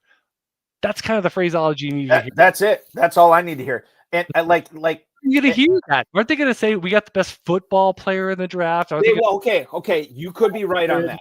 You could be right on that. They're going to say all those schmaltzy things. Here's an underrated aspect. Sure. That's what the GM, the head coach should say. What's Roger Goodell going to say? Is Roger Goodell going to announce him as a corner? Or Travis Hunter said he wants to hear both positions called. And that's the official. That's the plan. I know. Do you think it's true that whatever you write, like if, for example, like Kyle Juszczyk, like was it fullback or running back, or can you just say anything? Can they say Cam Ward defensive back? Is that allowed? I think it's whatever I think the team writes it on the card, or they say it. So at least that's the way I've always understood it. So I think whatever Goodell says is going to carry weight, because I think it's coming from the Jalen Milroe, running back, Alabama. They could. They could. I mean, setting him up like the Jimmy Graham thing. They could set him up for future contractual negotiations. If all I know is this, and this is probably a wrong take by me, but if he's announced as the number 2 pick in the draft, the Cleveland Browns select defensive back Travis Hunter. Okay, I'm going to drop him down my list. Well, I mean that is the first full official thing we're going to get, literally, of a moniker attached to his position in the NFL. But most likely it's going to say both, right? Most likely. I don't know. Do you think he'll say both? I think he's just going to say one or the other. And then Travis Hunter comes out the other day and says, I don't want to play. I don't want to play if they're not going to give me a full opportunity to play at both positions. I think they'll give him an opportunity. I think that if he shows he cannot handle both at a good level, then even he would say, like, okay, maybe I'm a little bit over my head here. And isn't the most likely scenario, though, full-time defense, and you can play on it? Honestly, for fantasy, again, 60 snaps on offense is not required. There's 30 to 35 routes per game that the elite receivers run. If he runs 25 routes per game, but you don't obviously, only passing situations, where you don't want it to be that much of a tell, but Travis Hunter probably only has to play 30 to 35 snaps on offense. And that's plenty to be whatever vibrant version he's going to be for fantasy and production standpoint on offense. I just don't think you can moonlight and play 20 snaps on defense. Yeah, I don't. People say, well, what's the comp? We don't have a comp. There's no precedent for this. Like, let me ask you this though. Is he really good enough at a wide receiver to take him at 102 in an NFL draft? That's like Calvin Johnson, Larry Fitzgerald. Yeah, I think you're drafting him at 102 because he can do everything. You have a lot of chances to get it right? I think he's probably, if he was wide receiver only, you can make a strong case that he's the best wide receiver in this draft. He's wide receiver 1, but that still probably is. Garrett Wilson. I mean, he probably goes between 5 and 10 of the NFL draft. I would say that's probably pretty accurate. But 2, it's got to be the dual part that gets you on board with taking him at 2 or 3 or something. Cullen Hoffman thinks Goodell is going to say both, and that will be depressing for me if that happens. But I'll start mentally preparing myself for it now. Let me ask you this. If they announce wide receiver, you hear exactly what I said, which is he's the best player in this draft. He's going to be a transformative wide receiver. We'll see about defense, blah, blah, blah. Overt positives. Would you take him at 3 or 4 in a rookie draft? I would. I absolutely. Okay. I mean, it would depend upon landing spots for other running backs. Yeah, but just in general. But in a vacuum, I'd have no problem. And honestly, I think that's the right take. Yeah. But I don't know how on May 1st we could be so sure, right? Like, You're always gonna have that acorn in the back of your head. That's how aneurysms start. Like, but then that's the thing. Like, I'm gonna listen. I draft for ceiling for rookie okay. draft. And he's and definitely the ceiling play. Yeah. If I'm drafting for ceiling, I'm not gonna pick at nits for that. I'm gonna go for broke. And if I lose out on Judkins or Henderson or Caleb Johnson, right. Judkins being a nice running back too for 2 to 3 year span in his career, that is not a whirlwind, probably franchise changing decision for your team. No. Travis Hunter being as good as Garrett Wilson or better will. Yeah. Let me tell you about a story here about a young wide receiver named Matthew Golden. Matthew Golden was he was the Robin to the Batman of Isaiah Bond coming into the combine. Isaiah Bond said he was going to set the 40 record, Chad. He did not. But you know who did have the best 40 time that year? This year at the scouting combine, it was Matthew Golden.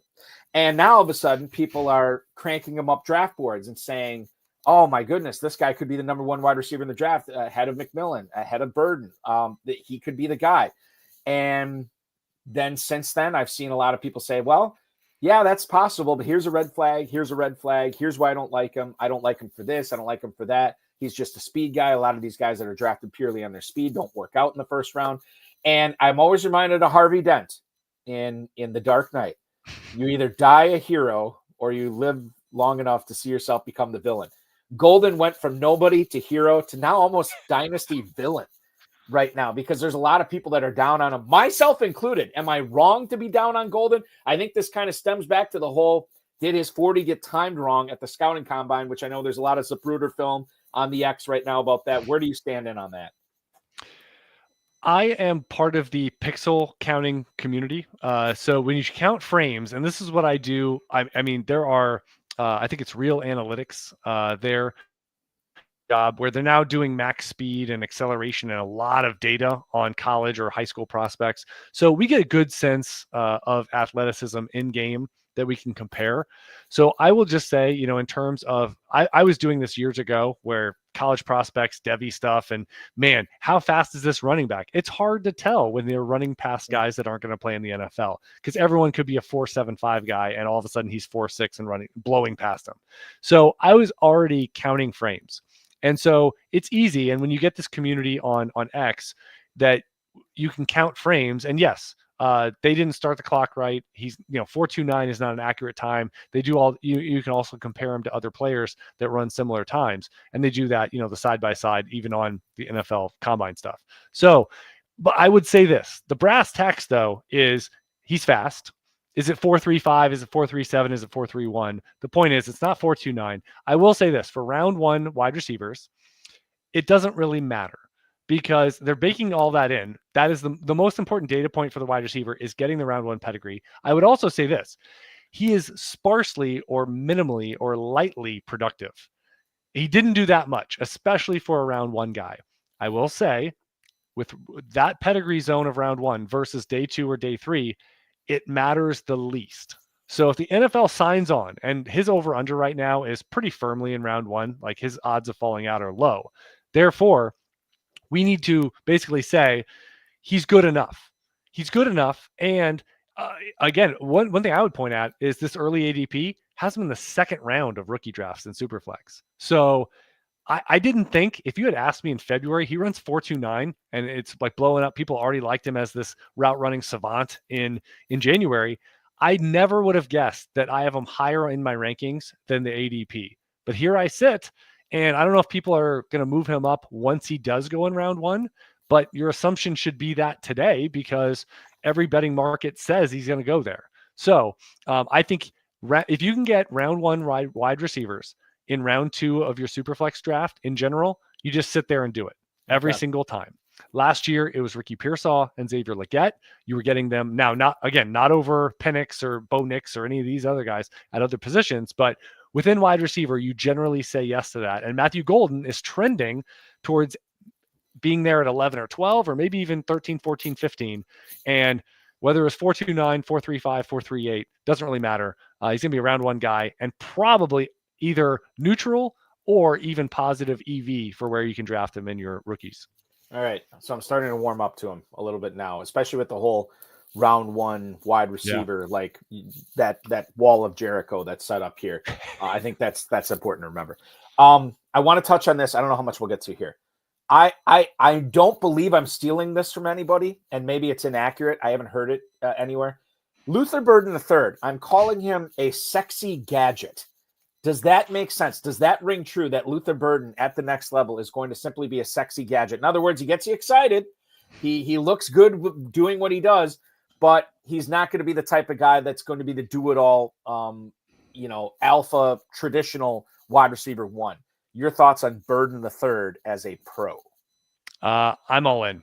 The biggest question now, he's going to be a rule breaker because I think he's trend lining towards being round 2, the first 10 to 15 picks of round 2 as opposed to round 1. Now, the exception we talked earlier in the show was there's going to be, are you in the wide receiver for my threshold of that is very difficult, but Luther Burden is a top 1% of the wide receiver model. And part of that, a big part of that is based on, you take the entire career arc. One of my biggest quibbles with the community is 90% of analysis looks at what they did their last college season. But Burden was, a 5-star guy. He comes in, produces right away. He's playing at Missouri the entire time. He's a glorified clone of DJ Moore. And Burden, he's elite after the catch. So if you're Missouri, you got Brady Cook at quarterback, not a whole lot going on. Name another offensive player. No one can. Got it. So if you have Luther Burden, you were blessed. You were blessed, and you spent your whole budget to have Luther Burden in your program. And you say, we're not very good. What are we going to do? Get Luther Burden the ball at all times in whatever ways our quarterback that might not even get drafted can do. And what do? They pepper him. Like you just said, he's a designed touch player. Now, there are times you see him as a speed slot, a deep slot, all these types of things. But when you look at his data on what he was after the catch, undeniable that this is going to translate to him putting guys in a blender in the NFL. And again, this is a bigger guy. Think of DJ Moore last year. Sometimes the best things the Bears had was what? A smoke route to DJ Moore. Just let him work. Let him work. Offensive line struggling, quarterback struggling. Let's get DJ Moore the ball. Luther Burden is on this level. And I think he is in this class the best of the guys that's going to go in the first 3, 4, 5 rounds at wide receiver. The best after the catch guy in this league, in this draft. So Luther Burden, I really hope. I have one of my Patriot friends all excited because I said, you know what? Patriots, let's see what they do it for. He said they have to go offensive line. Like, you just cannot. Even if Abdul Carter or Travis Hunter is there, you have to take offensive line. Not a debatable point. And I was like, well, what if they were able to get Luther Burden in round 2? And he's like, don't you tease me. Don't you dare. So again, I think that would provide 5 levels up from Pop Douglas and whatever, he was able to provide as a manufactured touch guy, and upside for well beyond that. So Burden is trend lining towards round 2. However, he would break my general guidepost because he's a top 1% profile. He provides everything you want. And again, DJ Moore was in a pretty strong class. You get him in late first, and I'm hoping Luther Burden provides such value in rookie drafts this year. Everybody needs a rule breaker, and Luther Burden could be that. Better Boss wants to know tonight, Luther Burden, is he closer to DJ Moore for you or closer to Deebo Samuel? Deebo Samuel, was a 4.58 guy, I believe. And again, he lower pedigree. And so Luther Burden, again, pretty equivalent to DJ Moore. And I do granular stuff. It's based on production, size, athleticism, a whole boatload of stuff beyond, what was their 40 time and, do I like them? And do they, and everyone gets an all pro basically. But yeah, think of that though, a better Deebo Samuel type player and what that can provide in the right offense. Chad, this has been so much fun. We could easily done another hour. I wanted to get into Colston Loveland, Trey Harris, and other stuff. I will have to go to uthdynasty.com, at UTH Dynasty on the X, at Dino Think Tank on the X for the Dynasty Think Tank that you do with Jordan McNamara. And then, of course, patreon.com/UTH, footballguys.com, and at Chad Parsons NFL. Can you kind of update us on the schedule of when new podcasts, when new content's coming out for you? So everybody kind of gets into the routine of when they're going to check their Chad Parsons content? Absolutely. I record almost as much as Eric. I record 1,000 podcasts a year. If I were to estimate, there's probably a single hand on people that might record equal or more podcasts in a given year. I have so many different channels, a lot to say, and really all these channels are standalone. I will say this: if you are thinking about subscribing, the UTH Dynasty Black Label, I call it, so the premium shows. I don't do a live show during the draft, but Thursday and Friday night, every single skill position will get almost like an audiobook. You're going to get your own premium podcast on that UTH premium channel. So Cam Ward gets drafted within the next 10 to 15 minutes. A show is going to be out, 5 minutes, 10 minutes, however long it takes, going over their profile in depth, going over the landing spot. Where do they fit in my dynasty decision-making matrix for rookies? Where does that fit? Historically speaking, where you should take them, and then where they start fitting all those puzzle pieces together. So you're going to have dozens of shows that are out even before you get to the weekend there, populating your podcast feed. And frankly, you can go back in May, June, listen to these whenever you want, and not have to go, what's that, minute 42 of the show, minute 90, going through these 3-hour long shows. I used to do those, but they get lost. So that's what you're going to get starting the draft. Also, my draft guide, which you get at patreon.com/UTH for free, mind you. Sign up there and you're going to get the draft guide updated by the end of draft weekend. I don't go to bed on Sunday night till it is done, and that is in your inbox and available on the Patreon feed. So you got the 2.0 version that's out right now, pre-draft. 3.0 is going to be out right after the NFL draft with ADP, full strategy, and all of that. So uthdynasty.com is where you get all the 12-month a year stuff. And then Patreon, all the bonus content, the draft guide for free. Get the VIP chat room. If you love Dynasty, if you're listening to this show for 2 hours, frankly, you're a Dynasty diehard. I know that. And so again, get in a VIP chat room. I'm in there answering questions. If we're going to have rookie draft talk all of May, pretty much, people are already drafting. So again, if you're on the clock at 105, all you do is go in there, start talking to us about it. And we're going to guide you through, talk about your roster, and help you make a great decision. And just everyone's in there passionate about their work, including myself. So uthdynasty.com, patreon.com/UTH. Listen, Chad, this is so much fun. It always is. Enjoy the draft. We're now less than a week away from it. We'll be following everything that you have to say about all the landing spots and how it affects our dynasty leagues. Thanks so much for hanging out with me again. We'll do this again real soon. Great to have you, Eric. Thank you so much. Absolutely. Thank you, Chad. The FFPC Never Too Early Best Ball and Superflex Best Ball tournaments, Orphan League, Startup Leagues, Dynasty Leagues over at myffpc.com, as well as the Big Gorilla. Check that out right now as we sign off tonight. No show this coming Thursday because I'll be at the NFL draft, actually, so we won't be doing a show. But we're going to do one Monday for you. Monday at 7 p.m. Eastern Time. Fantasy Pros Derek Brown will join me. That's going to be a fun one. For Chad Parsons, for Matt Deutsch, I have been Eric Balkman. This is the High Stakes Fantasy Football Show on the Better Sports Network. Talk with you on Monday.